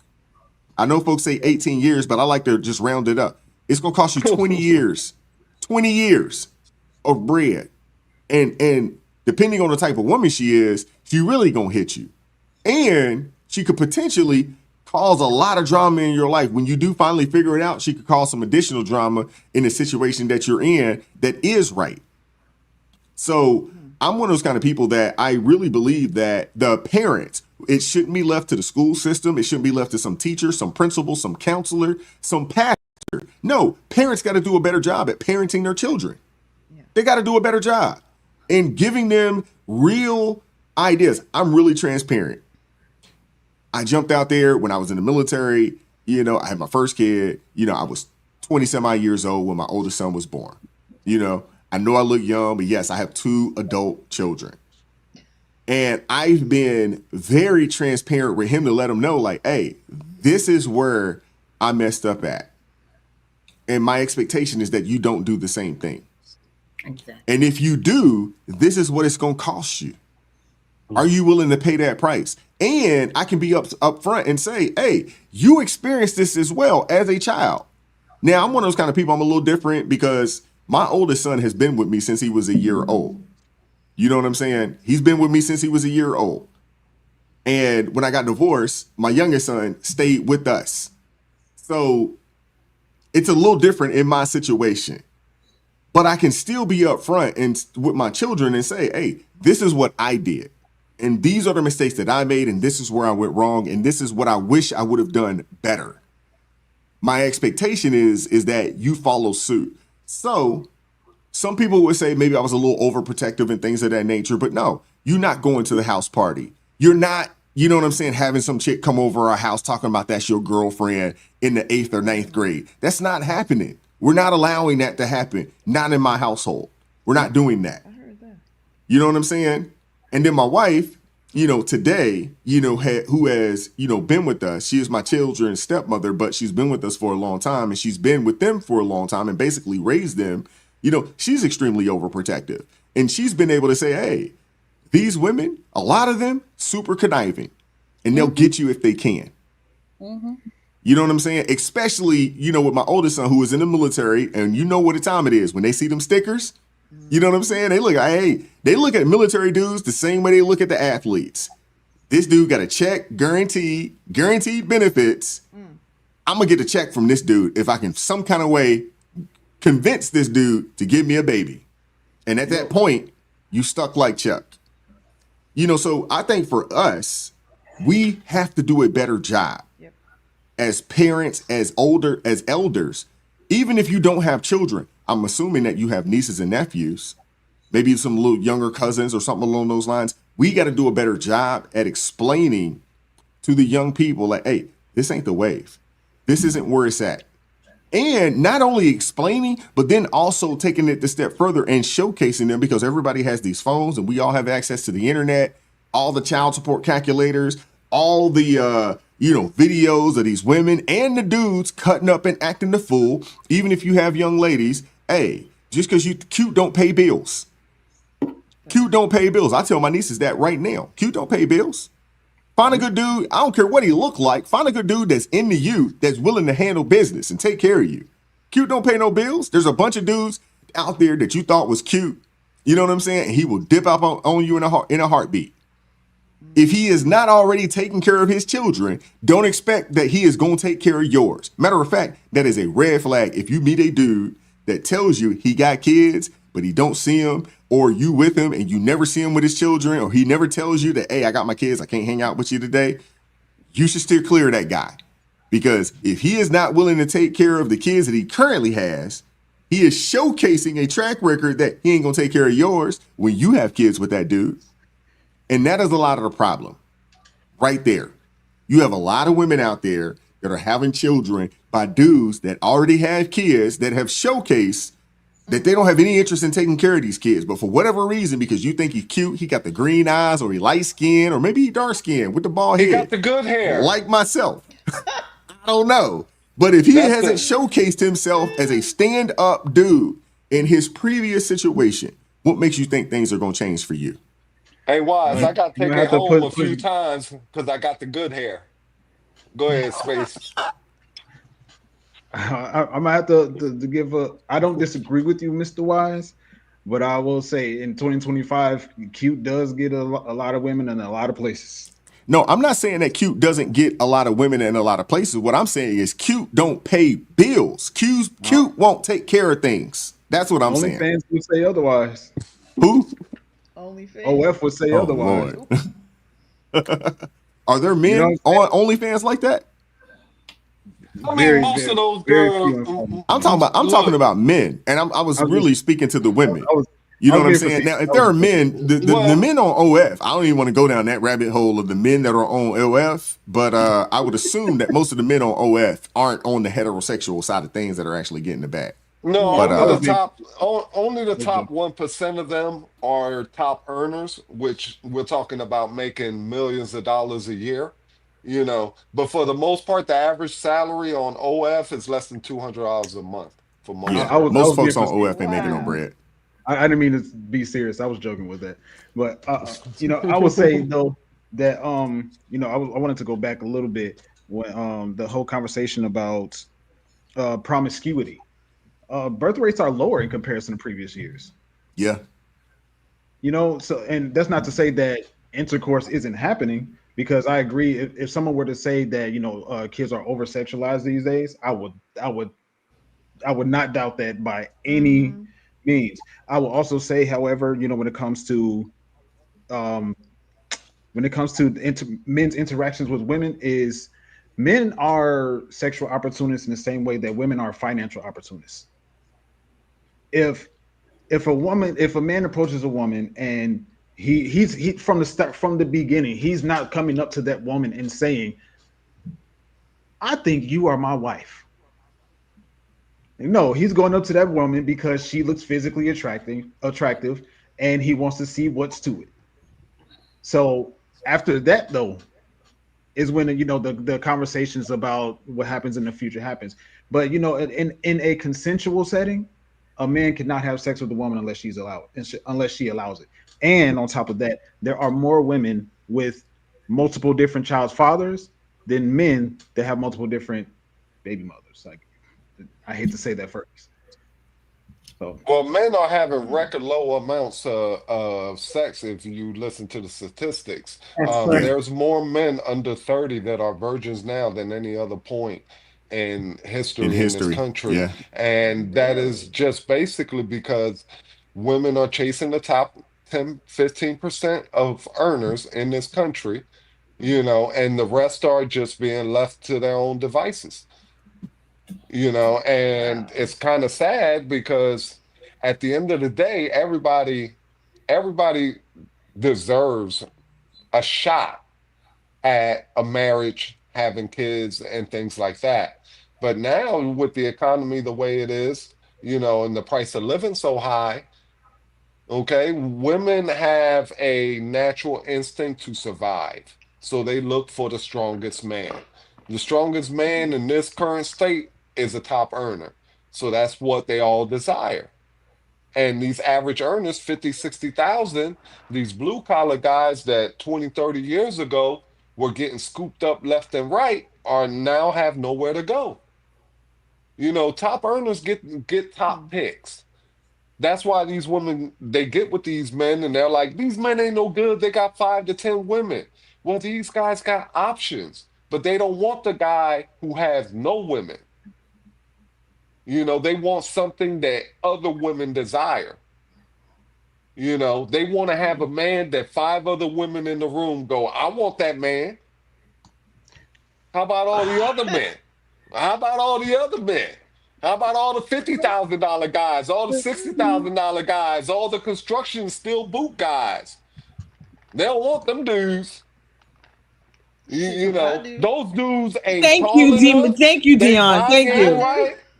That's This, the only type of that, men I and the date. other. Okay. Now, don't get me wrong. You have your women who have, they still date your blue collar men. That's fine. Because that's where a But lot of what the I'm money is saying is anyway. a huge majority, okay, are not getting any play. And people are taking what they see on the internet as being gospel. Listen, for example, the whole Democratic Party, for example, is not radical. Okay, the problem is that the radicals scream the loudest. The Exactly. problem with women is not all of you are radical, but the radical ones scream the loudest. So those are the ones that men hear and acknowledge. Those are the ones that get on TikTok, get on Instagram, get on YouTube, Facebook. Don't need no man. I'm independent. I'm this, I'm that. And that's what men see. Not saying that that's what it is, Okay, but perception is reality to some people. And the Hey, perception out men. there is that if you're short, you get no play. If you make this much money, you ain't gonna get no play. Don't step to me, don't talk to me. You see me in public, don't bother me, don't approach me. So men just kind of go off in their little cocoon and be like, all right, well, she already told me how she feel.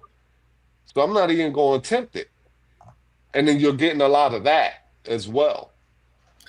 Not saying all women are, at fault, but I'm just saying. Women want the man that's wanted by other women. A lot of So, times. Exactly. well, so Rolando, Exactly. let me go to your original point about if there isn't enough sex education. So in Thomas Sowell's book, Vision of the Anointed, he presented research that actually showed that the more exposure children have to sex education, the more likely they are to actually have out of wedlock births. So the whole thing was a trap. Oh, okay. Okay. In fact, so Wise's way of handling that, the way it's been handled for hundreds of years, in the home, in the family, in the church, based on the family values and religious values, tends to produce a better outcome than handing it over to the state through their schooling that does that. To the point that women want the top earners because those are the guys that other women want. I don't think that's exactly correct. I believe that's how you see it, but I don't think that they want them because not just me. You got another man on the panel who agreed with me. Go on and pick on Space too. He's down there in the corner quiet. Okay. Get some of him. Go get you some of him too. Maybe I picked on you because you were my favorite. Maybe that's why. Oh, okay. Okay, that's cool then. Space, I'm just placating him. Okay, for your face. No, I don't think it's just because other women want that man. Part of the thing that is attractive about the high earning man, and let's assume that he's also, I mean, he's high earning, but he's also not an unattractive guy. He's not a person that isn't somewhat well spoken. He can have a conversation, all the other stuff too. Let's give all that. Part of that is a confidence level. A part of that is what women are attracted to is confidence. There used to be an old adage that women like the bad boy. It's not so much the bad boy that he's bad that's attractive. What's attractive about the bad boy is that he's confident. And men who tend to make lots of money tend to walk into a room very confidently, and that is attractive. It's not just, oh, other women will want him, so I'm going to get him.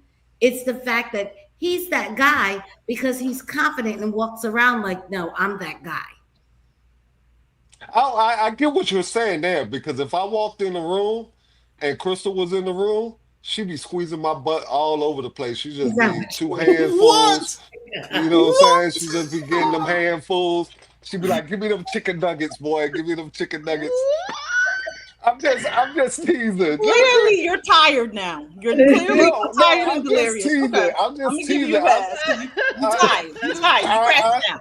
Crash it out. Oh my I am God. crashing out. I ain't gonna lie. I got one other thing to say, and then I'm gonna get out. I'm gonna go, sit down somewhere. But the whole thing with the $50,000 man, and we really should look at that because there's a lot going on demographically.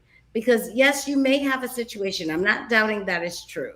That a lot of these $50,000, $60,000 guys are getting overlooked. But there's a counter to that. And the counter to that is also high earning women are getting overlooked.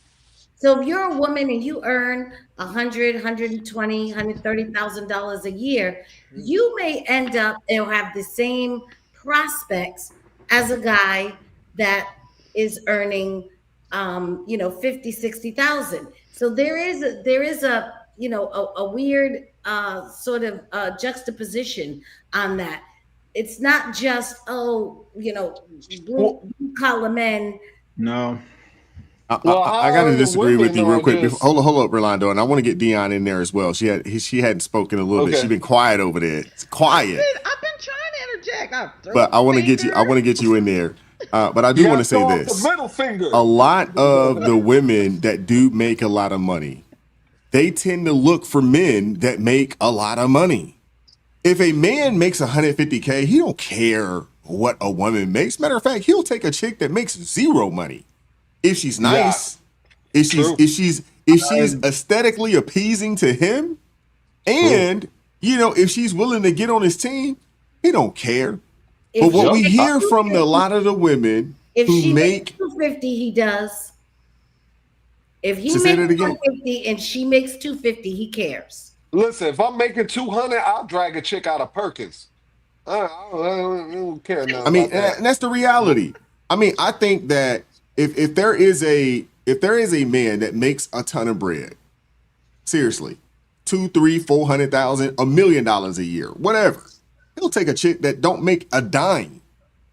But it's rare that a woman that makes a substantial amount of money, we'll say that she is a top 2-3% earner in the country, right? A woman that's a top 2-3% earner in the country is saying, I'm looking for a man on my level or better. That's the reality of it. No, that's reality, but it's also reality that if you're making $60,000, men who make $60,000 are not that interested in a woman that's making 175. I disagree with that. I disagree with that. The only thing is that the difference is this. If a man that makes 60, 65, 70 grand a year meets a woman that makes significantly more.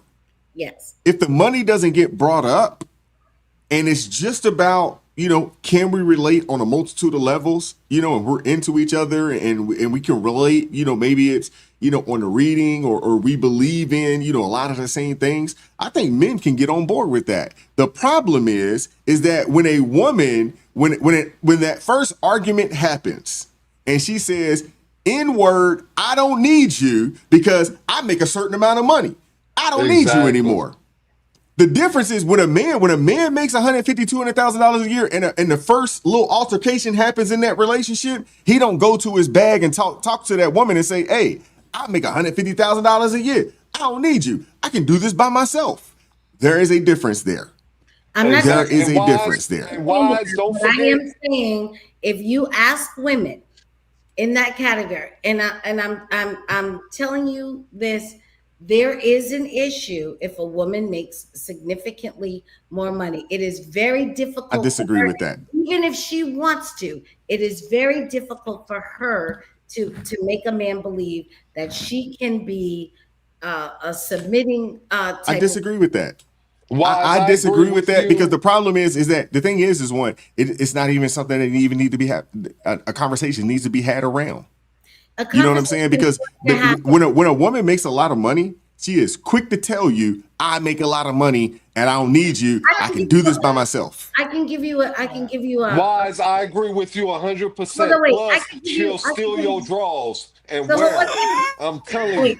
I could give you a circumstance that's not even dating. All right, so let's say I'm stealing your boxes. So let's just say I make 175,000, and a group of girls, friends that are girls that are friends, all say, "Hey, listen, you know what? We want to, next year we want to take a trip to Italy."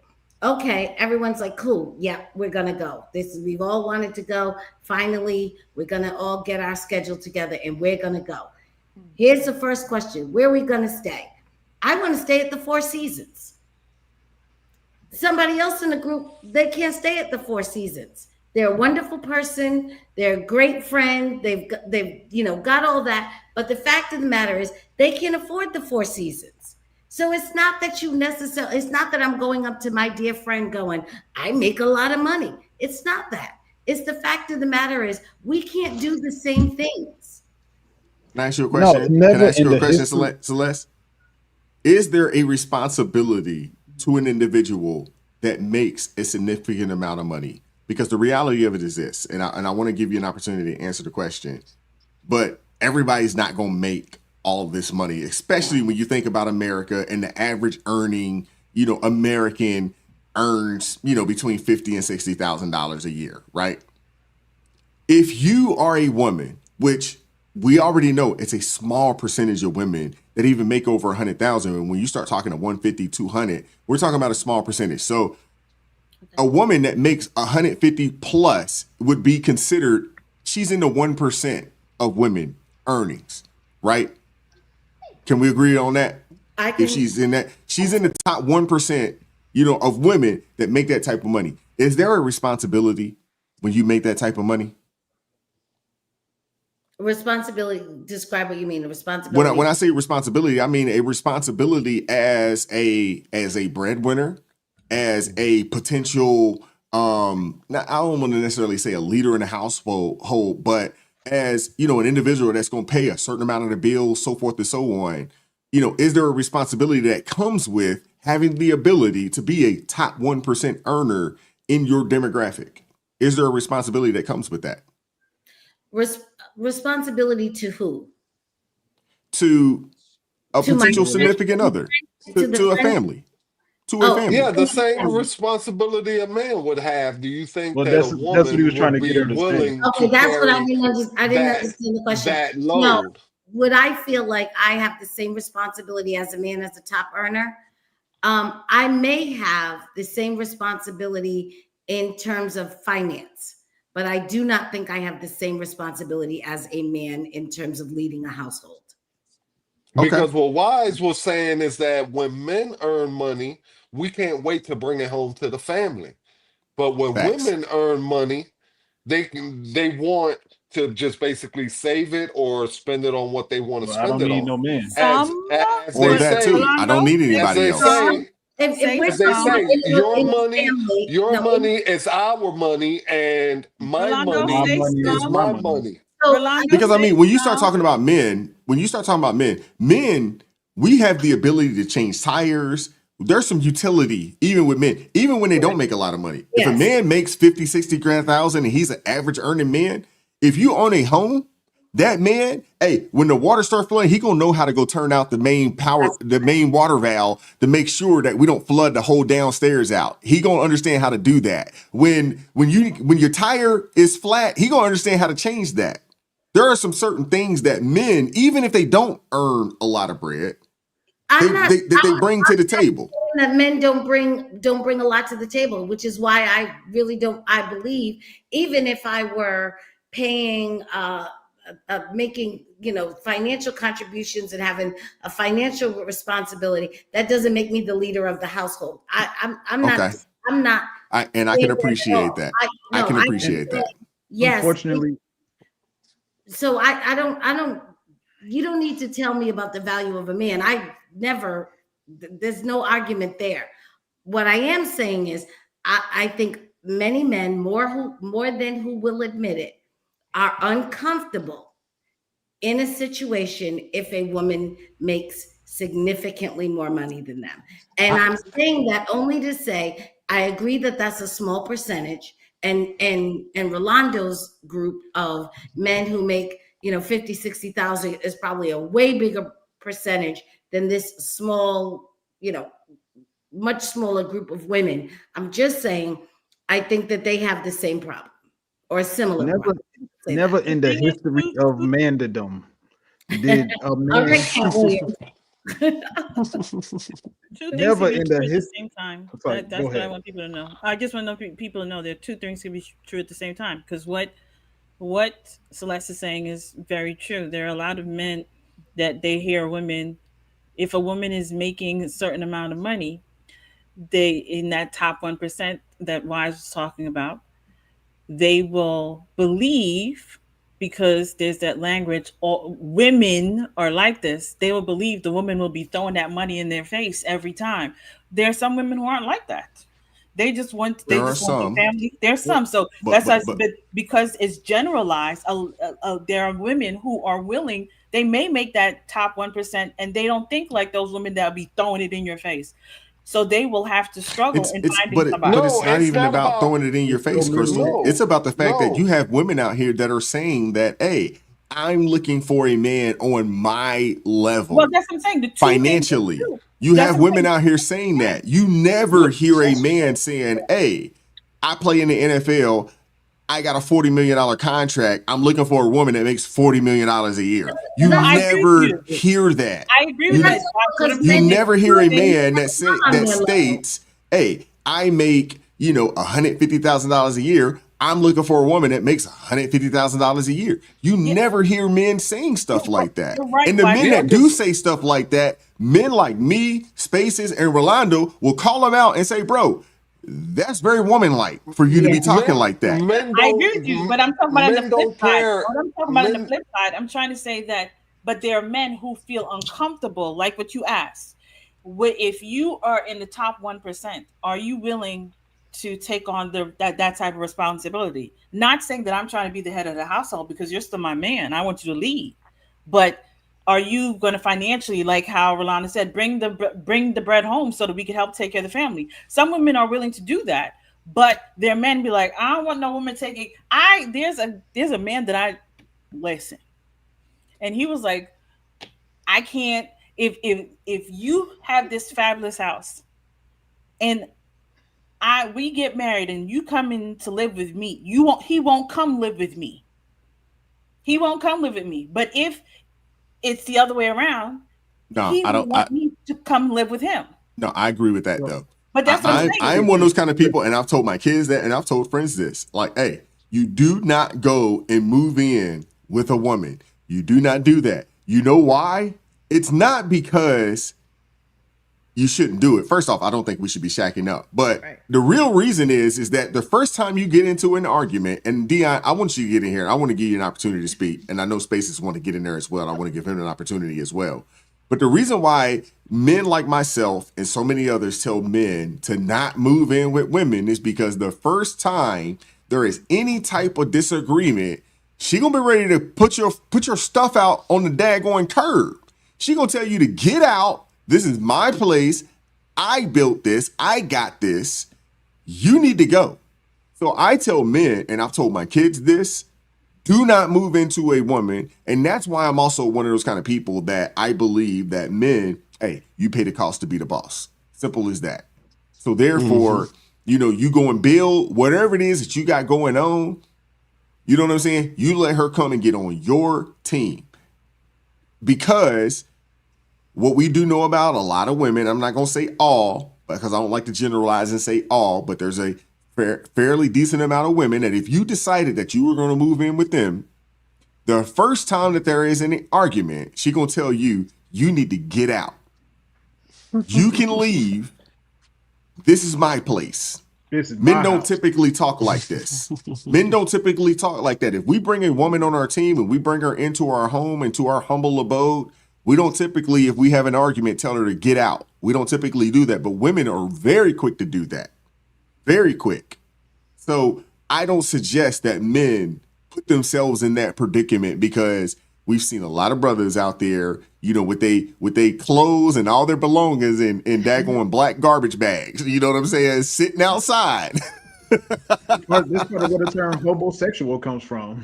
That's where the term, you're absolutely right. The homosexual term comes from that. Dion, I want to give you the opportunity to speak, because I know it's been a little bit, but wherever you want to go with this, you can take the conversation wherever. I don't care. I was going to take it all the way back to the last video. And so I was catching some of these clips on TikTok of the women, black women, that were they were, of course, all races, but the last video she specified black women, but basically crashing out about not having the financial support of the government, and basically, talking like they're trying to force somebody to feed their kids, literally saying those words, or threatening to break and steal food from Walmart or whatever. And I just wanted to say that America, with all this entitlement stuff that probably came a lot from one particular party, I guess, but they've created a monster, so to speak, a monster mentality. And, the feminism and all of that plays right into it, as you all have said. But I think the government has gotten so far away from what its real purpose is, which is basically protect its citizens. That's what we pay our taxes for, to help us in times of need, like, with the natural disasters, those kind of things. But, government was not supposed to be in the business of upholding households, but because it's been done for so long, um, you have that mindset of women who feel like, no, you're not going to take this away from me. But I could jive with what Kevin Samuels was saying, because look, money can only go so far. Okay? America has been so taken advantage of here recently, especially under the Biden administration. And you hear all the things coming out of Minnesota, all the money is being taken, and it's going, it's nationwide. So not only do American citizens have an entitlement mindset that the government's supposed to do this for me, but I mean, it's worldwide. And the money's only going to go so far. Solvency is a real thing, and we don't think that it is, but the day is going to come when, I mean, the Bible speaks about it in the book of Revelation, and I don't want to go way deep into prophecy mode, because it's been over 3 hours already.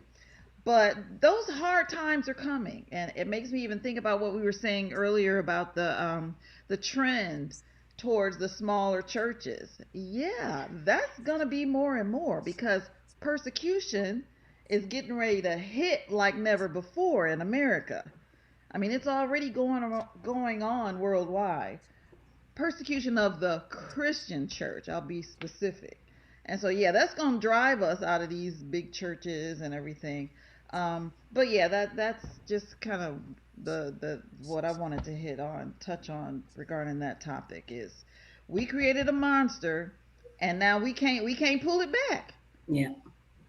And the money is gonna run out. I think a lot of our issue is this, and Rolando, I'm gonna give you an opportunity to speak. Okay. And I do agree with you, Dion. We need each other more than we've ever needed each other. Oh, yes. In this country. We've had the better part of 60 or 70 years where a lot of the women, black women especially, but white women as well, and others who have lived off the government tea. And here we are today at about $37 trillion in debt. It's unsustainable. Yep. And that's what Kevin Samuels was talking about. He was like, hey, during the pandemic, the scamdemic, whatever y'all want to call it, they pumped in an additional $15 trillion in money. And he was like, hey, this is going to come to an end, and it's going to come to an end fairly quickly. Unfortunately, he died before he got a chance to see what he was talking about was real, before he got a chance to see what he was talking about come to fruition. And here we are in 2025, and we have women still saying they don't need men. And that's black women, white women. You don't necessarily hear it from Hispanic women. You don't hear that too much from them. Not to say that it doesn't happen, but you don't hear it too much from them. But unfortunately, we've had entirely too many people out there, especially women and some men out there, that have decided that, hey, we don't need families anymore. And I think families are needed more today than you'd probably have to go back another 100 years to really realize how important the family is. And we've gotten away from that. And there is a responsibility when you make a lot of money, because when the feminist movement moved in and they wanted women to be able to earn and make a certain amount of money, they forgot to tell them that, hey, when you earn this type of money, there's some responsibility that comes with that, because the likelihood of you finding another person that's going to earn that same type of money is slim to none. Men understand that. Men understand that, hey, if I get to a point to where I'm making $100,000, $150,000, $200,000 a year or so, or if I'm just making a little bit above average, $60,000, $70,000, $80,000 a year, there's a responsibility on me, because I make a certain amount of money to take care of my wife, to take care of my children. And whatever money she brings in, she adds to our situation, and we need to be fiscally responsible And that's another problem that we have in this country. We have a lot of fiscally irresponsible people, to include the people in the House, in Congress, in the House of Representatives and the Senate. These are some of the most fiscally irresponsible people to probably ever exist, to be honest with you. Yeah. We bring in $5 trillion, y'all spend $7 trillion a year, and no one wants to talk about figuring out how do we stop spending more money than we actually bring in? There's not a business in America that could operate in that way. Could you imagine owning a business, Celeste, that your business brings $1 million, but you spend $2 million a year? Could you imagine operating a business in that manner long term? No way. No way. You would be out of business in a year or two. You might be able to operate on credit for a little bit, but eventually the creditors are going to say no more. Even the creditors are going to say, hey, we ain't giving you anything else. And that's where we are today in our country, man. And that's why Kevin Samuel said winter is coming. And he said this about 5 to 6 years ago. He was actually talking about this before the pandemic, but when the pandemic hit, he was really talking about it. Because when the pandemic hit, you had a lot of women, single mothers, single women out there. They standing in line with these masks on. And they're like, what the hell is going on? Now, imagine this. Imagine we take it a step further, because I'm one of those kind of people, I hate to be a conspiracy theorist, but I'm one of those kind of people that think that the scamdemic was just the test. That was just the pilot. Oh, yeah. Imagine if the lights cut off.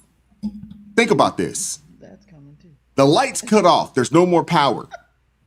Do you think there are going to be some women trying to find a man to get on this team then? Absolutely. Oh, yeah. Absolutely. Absolutely. Do you think there are going to be women out there? I don't need a man. Nah.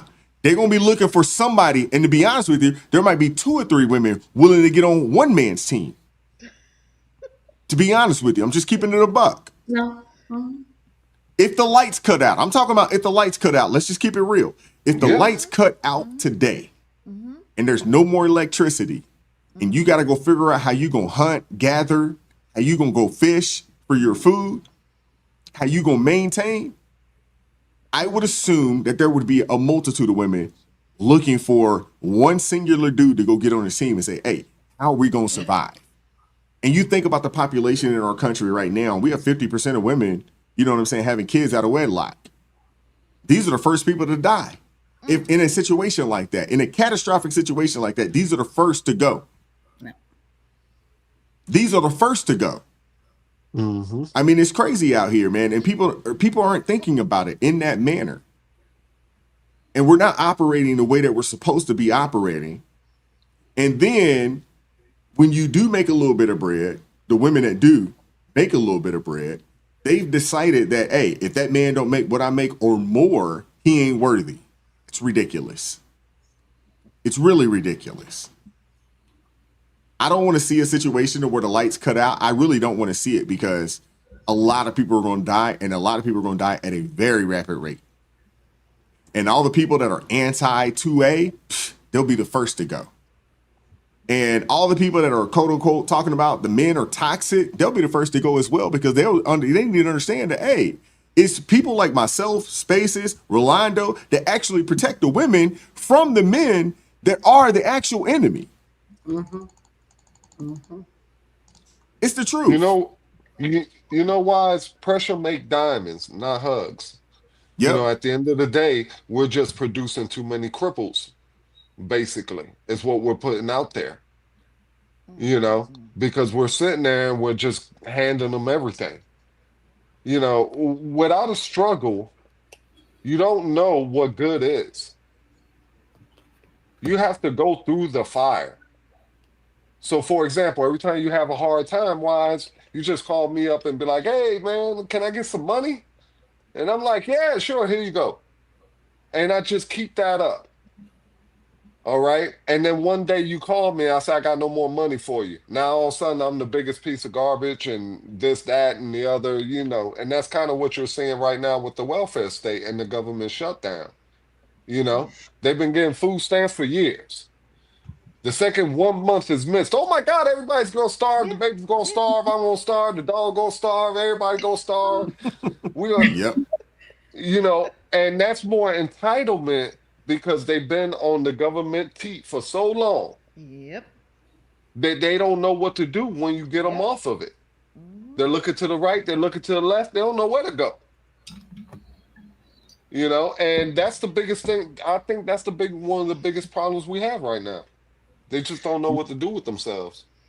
I don't know if you guys have heard of it. There's a movie on excuse me, on Netflix. If it's still up there, I believe it is. It's called Leave the World Behind. Mm-hmm.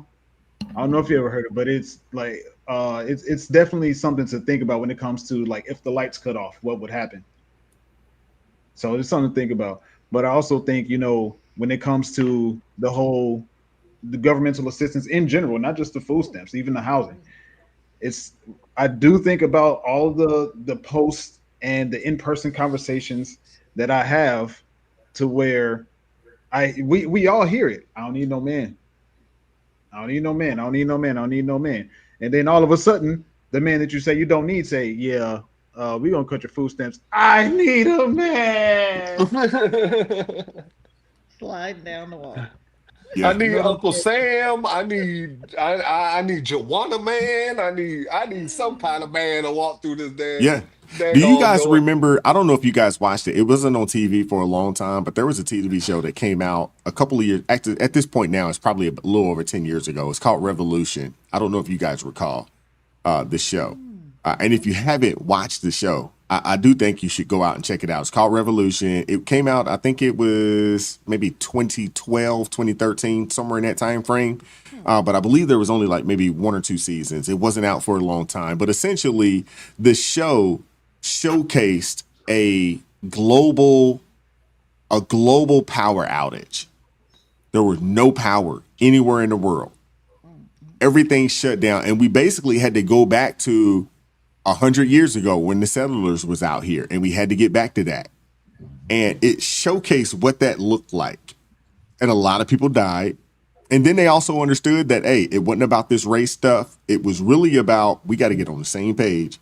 How are we going to survive out here? Yep. We got to hunt. We got to fish. We got to create a new hierarchy. What is this going to look like? And I'm one of those kind of people at this point now, as a 45-year-old man, they create these movies and these TV shows to kind of almost forecast what they're planning, almost forecast the future. I mean, I talked about this earlier today, and I brought up Idiocracy. I don't know if any of you guys ever watched any Idiocracy when it came out, Owen Wilson from back in the day. And I remember watching that movie from back then. I was like, people can't possibly be that dumb. There's no way that's going to happen. And fast forward to 2025, and people are actually that dumb. That dumb. I couldn't believe it. Shaking my head. But when you look at, I don't know if you haven't watched it, I do suggest that you go and check out Revolution. It is phenomenal. Yeah. Or go look at The Walking Dead, because it's a very similar situation to where people had to like come up with the clicks and look at who the people were in charge. Yep. And look at who the people that said, hey, I'm going to be the one to help keep this little small, group of people safe. It was typically the men. Yep. And more times than not, the women were liabilities. More times than not, for a multitude of reasons. One chick got pregnant and she's immediately a liability when the lights cuts off and there's zombies running around and so forth and so on. That used to be my favorite. But people need to understand Me this. too. I think you should watch Homestead. You should watch Homestead. Homestead's great as well. Homestead is great as well. But when you think about it, we have to understand that we need each other. Really, we really do. We need each other. And when you get back into the Word of God, it tells you that we need each other. And unfortunately, we look at what's going on in America, and we look at those that are in poverty. The majority of people that are in poverty are single mothers. They lead the pack, unfortunately. And I'm not saying that all single mothers are in poverty, but they lead the pack. They also lead the pack on the benefits.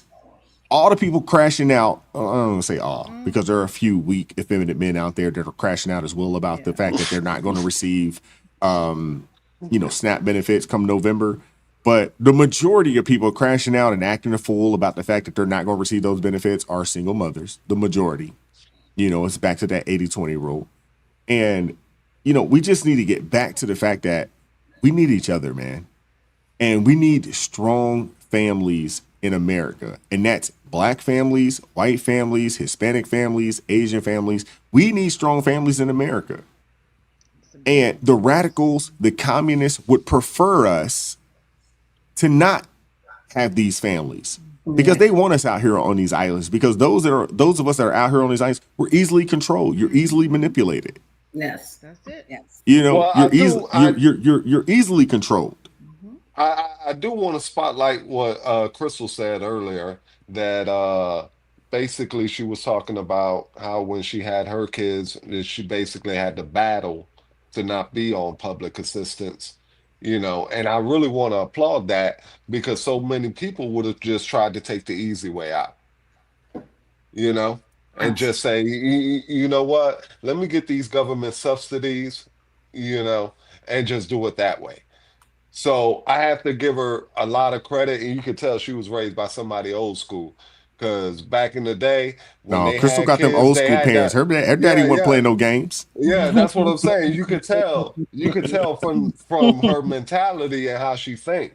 Because at the end of the day, anybody else with a weaker mindset would have said, "Hey, just give me those government subsidies. It would really help me out, ease the load, that kind of stuff." you know. But at the end of the day, when you do something, and I'm pretty sure her dad told her that when you do something, you own up to it and you take care of it. So if that means you got to work 40 hours, 50 hours, 60 hours, then that's just what you got to do. And I respect that. I respect that from anybody, be it man, woman. It's a hard thing to do for anybody, whether you're a single father or a single mother, to do it on your own without taking handouts from others. It's easy to take it because it's right there. But at the end of the day, anybody who knows that's a crutch. That's not helping you. Mhm. They are I can crippling speak on you. it, as a single father. It's tough out there. A single parent in general, it's tough because we're not supposed to be doing this. That's not the way that we're supposed to be. Let's just keep it a buck. And I'm not one of those kind of people that, because I was at once upon a time a single father out here, I can't say that it wasn't tough. And I remember rushing home from work, trying to get the kids from the Boys and Girls Club, trying to get home because I can't afford to pay that extra money, for that late fee. I can't afford it. I remember that. And I'm sure Crystal remembers that as well. When you put them kids in daycare, like, hey, I ain't got the money for that extra. Hey, y'all charging us for being 15 minutes late? I ain't got the money for that right now. Down here, some of these places charge you by the minute. Yeah, Like if no, you're they supposed to definitely get them charge you at by the minute. 6, Oh yeah, every yeah, minute that you're late, they charge you. And man. it was like that way back when. So I get it, but that's even more of a reason why I've tried to, explain to my children, explain to my nephews, my nieces, that I do have, that are of age. And then, I have a couple of nieces and nephews that are still in elementary school, and in middle school, and a few of us in high school, so we're not necessarily having those conversations today. But this isn't the way. This isn't the wave, man. This isn't the route to go. You shouldn't be Listen, doing this. Wise, I hit 2 nuns and a priest on my way trying to pick up some kids before the deadline. So I get what you're saying. We're gonna keep that between our little circle right here. That's my personal little confession for the night. But that daycare is something serious. Let No, me that tell you, daycare is something serious. I Anybody feel that's you had to there. pay day, and the thing is that when I hear the stories of what people are paying today in daycare, holy Wow. smokes. People are paying mortgages in daycare right now. Yeah. Seriously. People are paying mortgage or sometimes more than a mortgage. I've talked to some people that are like, yo, I'm paying $400 a week, in childcare. Yeah. I'm like, man, sheesh. That's more than what I pay for my house right now. You know what I'm saying? That's crazy. But that also goes back to, what we were talking about earlier is that it's extremely important, man. Extremely important that we tell the next generation that, hey, this ain't the wave. This isn't it. Unfortunately, our parents, and I would say that, I can talk about my parents. They're good people. They are. They didn't know what they didn't know. And they were silent. They didn't really believe in talking about finances. They didn't believe in talking about credit. They didn't talk about those types of things. They kind of kept a lot of that stuff to themselves, to where I think we're a little more open, about those things today. But I wish they would have been. I wish my parents would have been a lot more open, about the finances or some of the poor choices that they made. I wish they'd have been a lot more open about that. But unfortunately, the previous generation, they wasn't that. And they set a lot of us up for failure, unfortunately. But it is what it is. But we can't do anything about that.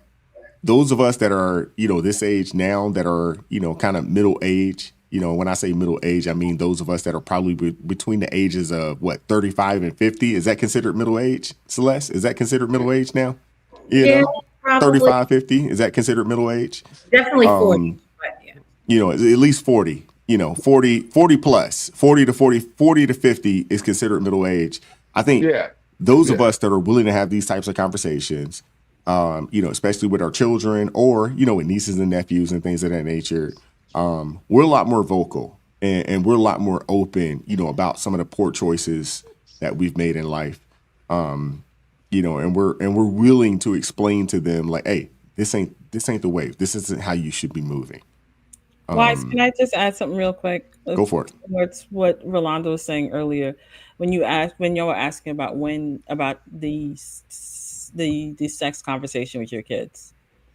Understand, I know we talked about like high school and things like that, but the first sex conversation I had to have with my kids was I think I told Wise this was when my son was in 3rd or 4th grade, because again, parents that weren't teaching their children, or they allowed their children to see the foolishness that they were seeing.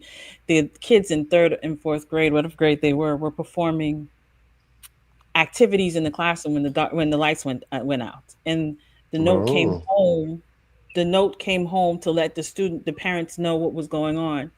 And so I had to explain this to my children. So I just want people to be aware that you as a parent have to do your job in teaching your kids certain things, because this world, there's so much, as Dion was saying earlier, they have over sexualized the kids so much that kids now are experimenting at very early ages, very, very early ages. And if you don't have those real come to Jesus moments with your children, somebody else will be doing it with them. And that is where a lot of these problems are happening. And I'm talking about from a very, like I said, my kids, and I'm like Wise.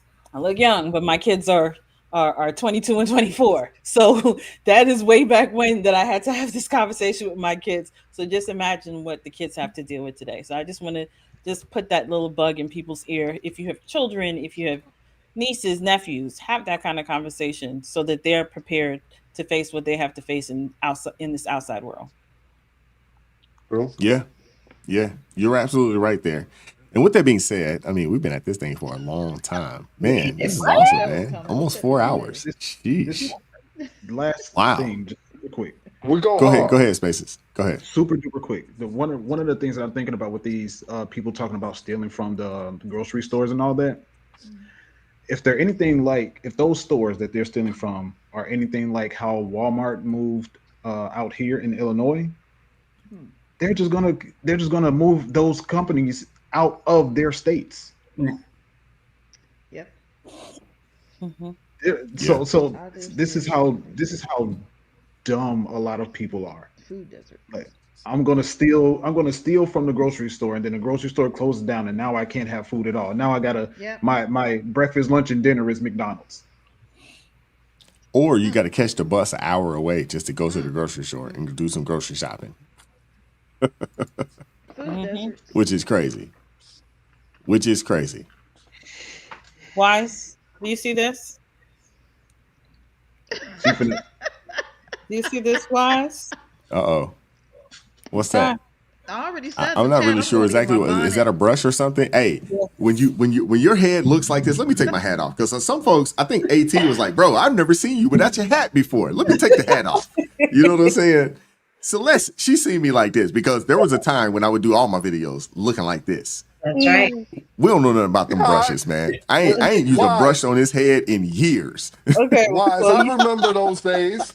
I remember those days when you first started. Used to rock the bald head. I was at Walmart the other day buying something, and I saw a black chick, and she was bald headed. I looked at my brother. I said, "Look, Joy Reid."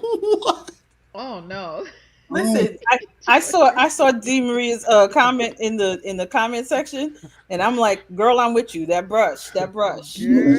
Is that time to do that It's rap? that time. Wrap the head up and lay it down. Is that what it is? Is that what you're telling me? Wrap the head up, lay it down, put the bonnet on. Listen, the bonnet is right here. The bonnet is sitting here waiting. Oh my goodness. What B? Come on now, B. Don't be clowning your brother. Don't be clowning your brother. She's talking about the light reflection way too much. Come on now. Hey, Is it that bad? Is it that bad? That ain't nothing a little baby powder can't solve. Go ahead and throw some baby seriously. powder on there. Hey, wifey loves the bald head. She don't know me anything but the bald head. She's seen some pictures of me from back in the day. I used to have an afro like out the here. It was probably about out here. It was a long time ago. When she's like, you don't even look right with that. Wise, nobody's saying they don't like she don't like the bald head. We just saying maybe the shine is a little excessive. You may want to, you know. Snaps. Uh-oh. Wifey in the daggone comment talking about some Wise, let my people go. I loved it. It's not me. It's not me. I promise you it's not me.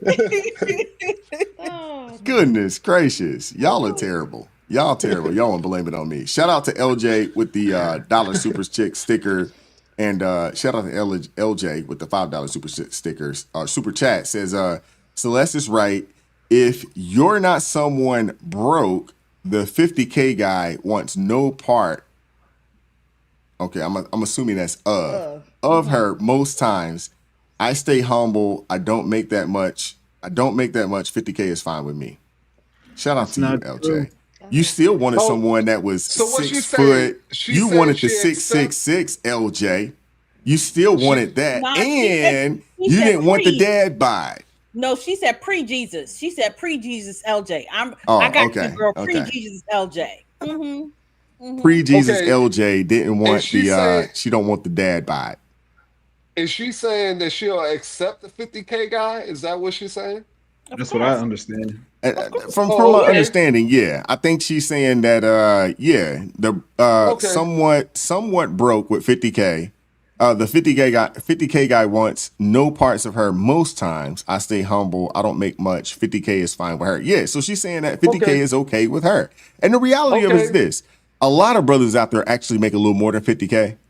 You know, they might make 55, 50, 60, 70, somewhere in that range. I mean, that ain't bad. Hey, 70,000 is not anything to sneeze at. That's a good amount of bread. That's $35 an hour. That ain't bread. Hey, tell her I said to inbox me. I got 50K in the 6-pack. Lord Jesus. Lord Jesus, this man is it's a shady 6-pack though. It's a shady 6-pack. It's like hilarious. Hey, just Spaces, get your boy. Get your boy. Hilarious. Spaces. And if she got a twin, I'll go ahead and hook you up. But if she ends up having like an ugly cousin, then you're gonna have to take one for the team, bro. Hilarious. I got you on the next go around, though. I swear I got you. Get this guy, yo. You know how we do. You know. I cannot. Oh my goodness, I can't do it. I can't do it with Wise. Wise already taken, and his wife is in the chat. She snatched up, wifey in the chat. I told you, wifey be lurking. She watching. I promise you, she watching. So I gotta go to you now. You gotta be the one to take the ugly cousin. Yeah, we take her skating, and you ain't really gotta look at it. Just let her skate ahead. If one lose, the whole team lose. Like, you need time out. You need timeouts. Like timeout. See, Rolando, there's a reason we got to follow. Rolando, you need a good woman on your team, bro. You need a good woman on your team. Seriously. Oh, there's plenty of them in the chat. She would regulate you. She would regulate you.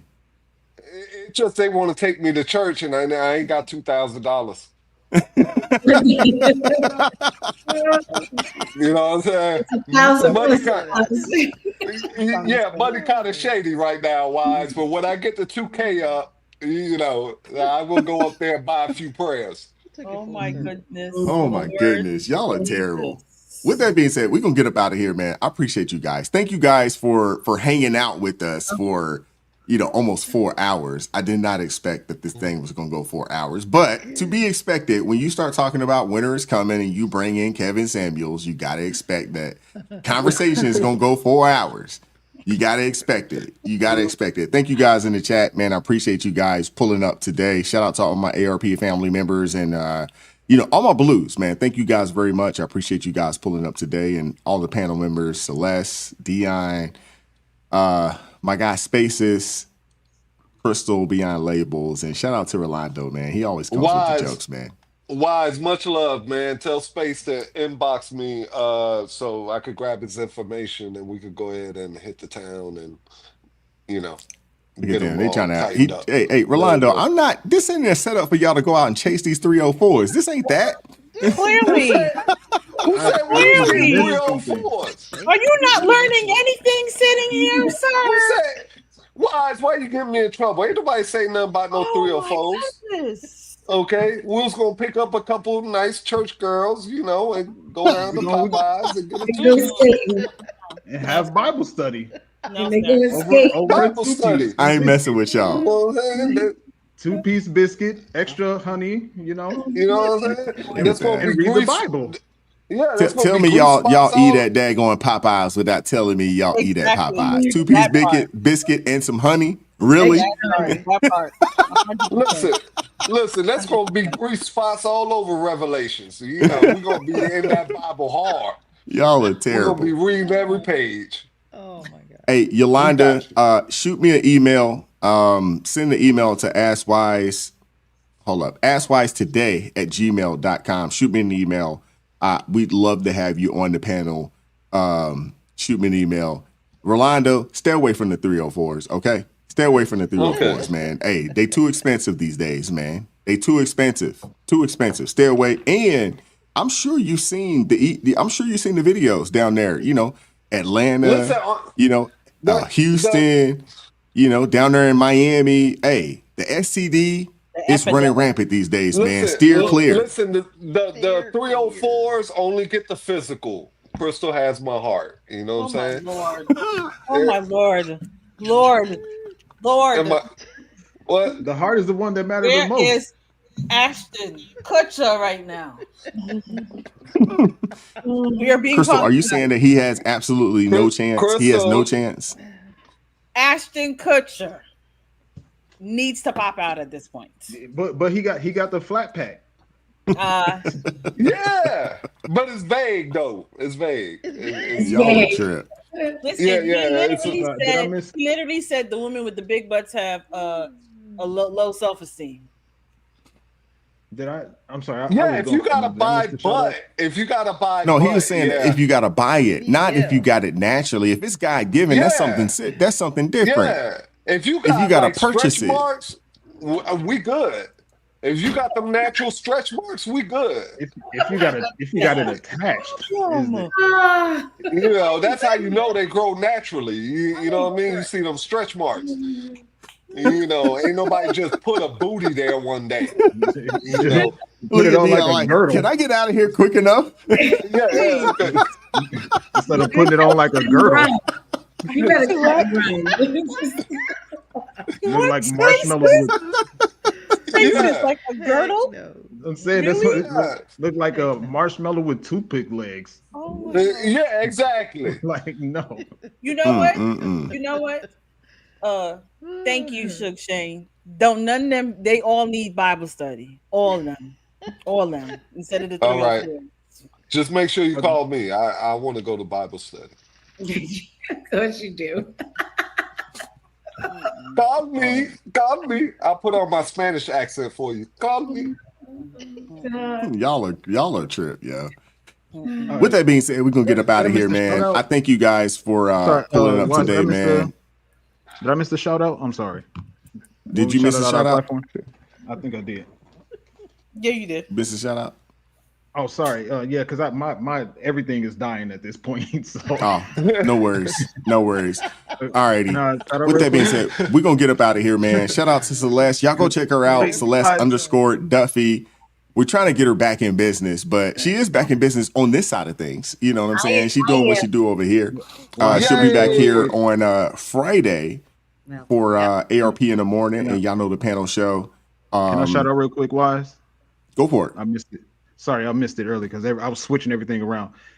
What's going on, everybody? I go by the name of Spaces. I am 1/3 of the No Key podcast, and we are on YouTube. If you just type in KNOWKI, we go live every Sunday at 2 p.m. We call ourselves your favorite after church podcast, and we post videos every day. So it's just KNOWKI on YouTube. You'll see my beautiful mug there, and myself, my homie Jay every day, my homie Maul. Come kick it with us. Love to see y'all there. All right, man. Go check out the No Key podcast, man. Hey, send me an invite. It is Sunday. I don't normally work on the weekends, but I will make, you know what I'm saying? I'll make a concession. You guys send me an invite, man. I'd love to come join you guys, you know, in the very near future, man. Come send me an invite. Send me an invite in the very near future. I'll come check y'all guys out, man. Come hang out with you all for a little bit. Until then. Oh, look at this guy. Yeah, y'all go check out, you know, my sister Dion. Dion, what's the name of your channel? D Maria Reacts.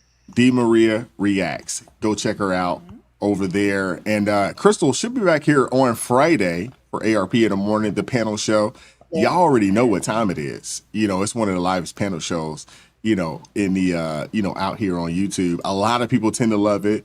You know, Crystal, she comes with the nails and the hair all whipped and did and done. You know what I'm saying? She, you know, if you're interested, you know, Rolando seems like he's interested. He's trying to put his bid in. Yeah, she be on the panel show on Friday looking good. She look like a bacon egg sandwich. You be looking good in the morning. Your hair is popping, Miss Crystal. Thank you. Thank you. Thank you. I appreciate it. Wise has put me under the pressure to make sure my hair is always on point. Thank you. Look at that. Hey, no, that's just the pressure of being a woman. You jump on the internet, you know what I'm saying? You turn a camera on and a microphone. They expect that you're going to look nice. That was our conversation. Remember with that's just what it is. Can't show up in a t-shirt and my hair. You guys don't get the same benefit of the doubt as us. We could throw a t-shirt on, a ball cap. We can handle business. You guys, on the other hand, completely different situation. Completely different situation. You guys are under a whole lot more pressure than us. You know, you really are. I just need to make sure that my t-shirt is not wrinkled.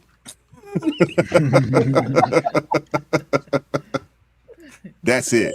But shout out to all my folks in the chat, man. I appreciate you guys pulling up and hanging out with us for 4 hours today. Good Lord. I did not expect that to be the case, but I hope you guys enjoyed the show today. As always, keep God first. Stay prayed up. We'll catch up with you all tomorrow, Lord willing, 9:30 a.m. Eastern Standard Time. We'll see you guys, man. And we'll be back at this again, Lord willing, next Wednesday. And I think 9 p.m. is a good time. You guys good with 9 p.m.? Is this a good time for you guys? 9 p.m. is good? 9 p.m. is good? It works. Okay. You guys in the chat, let me know, 9 p.m.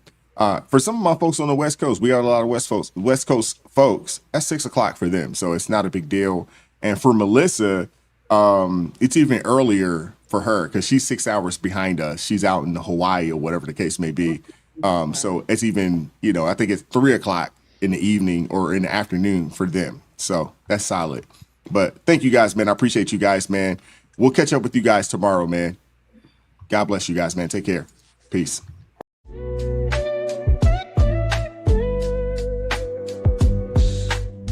Vibes so raw, can't hide the truth.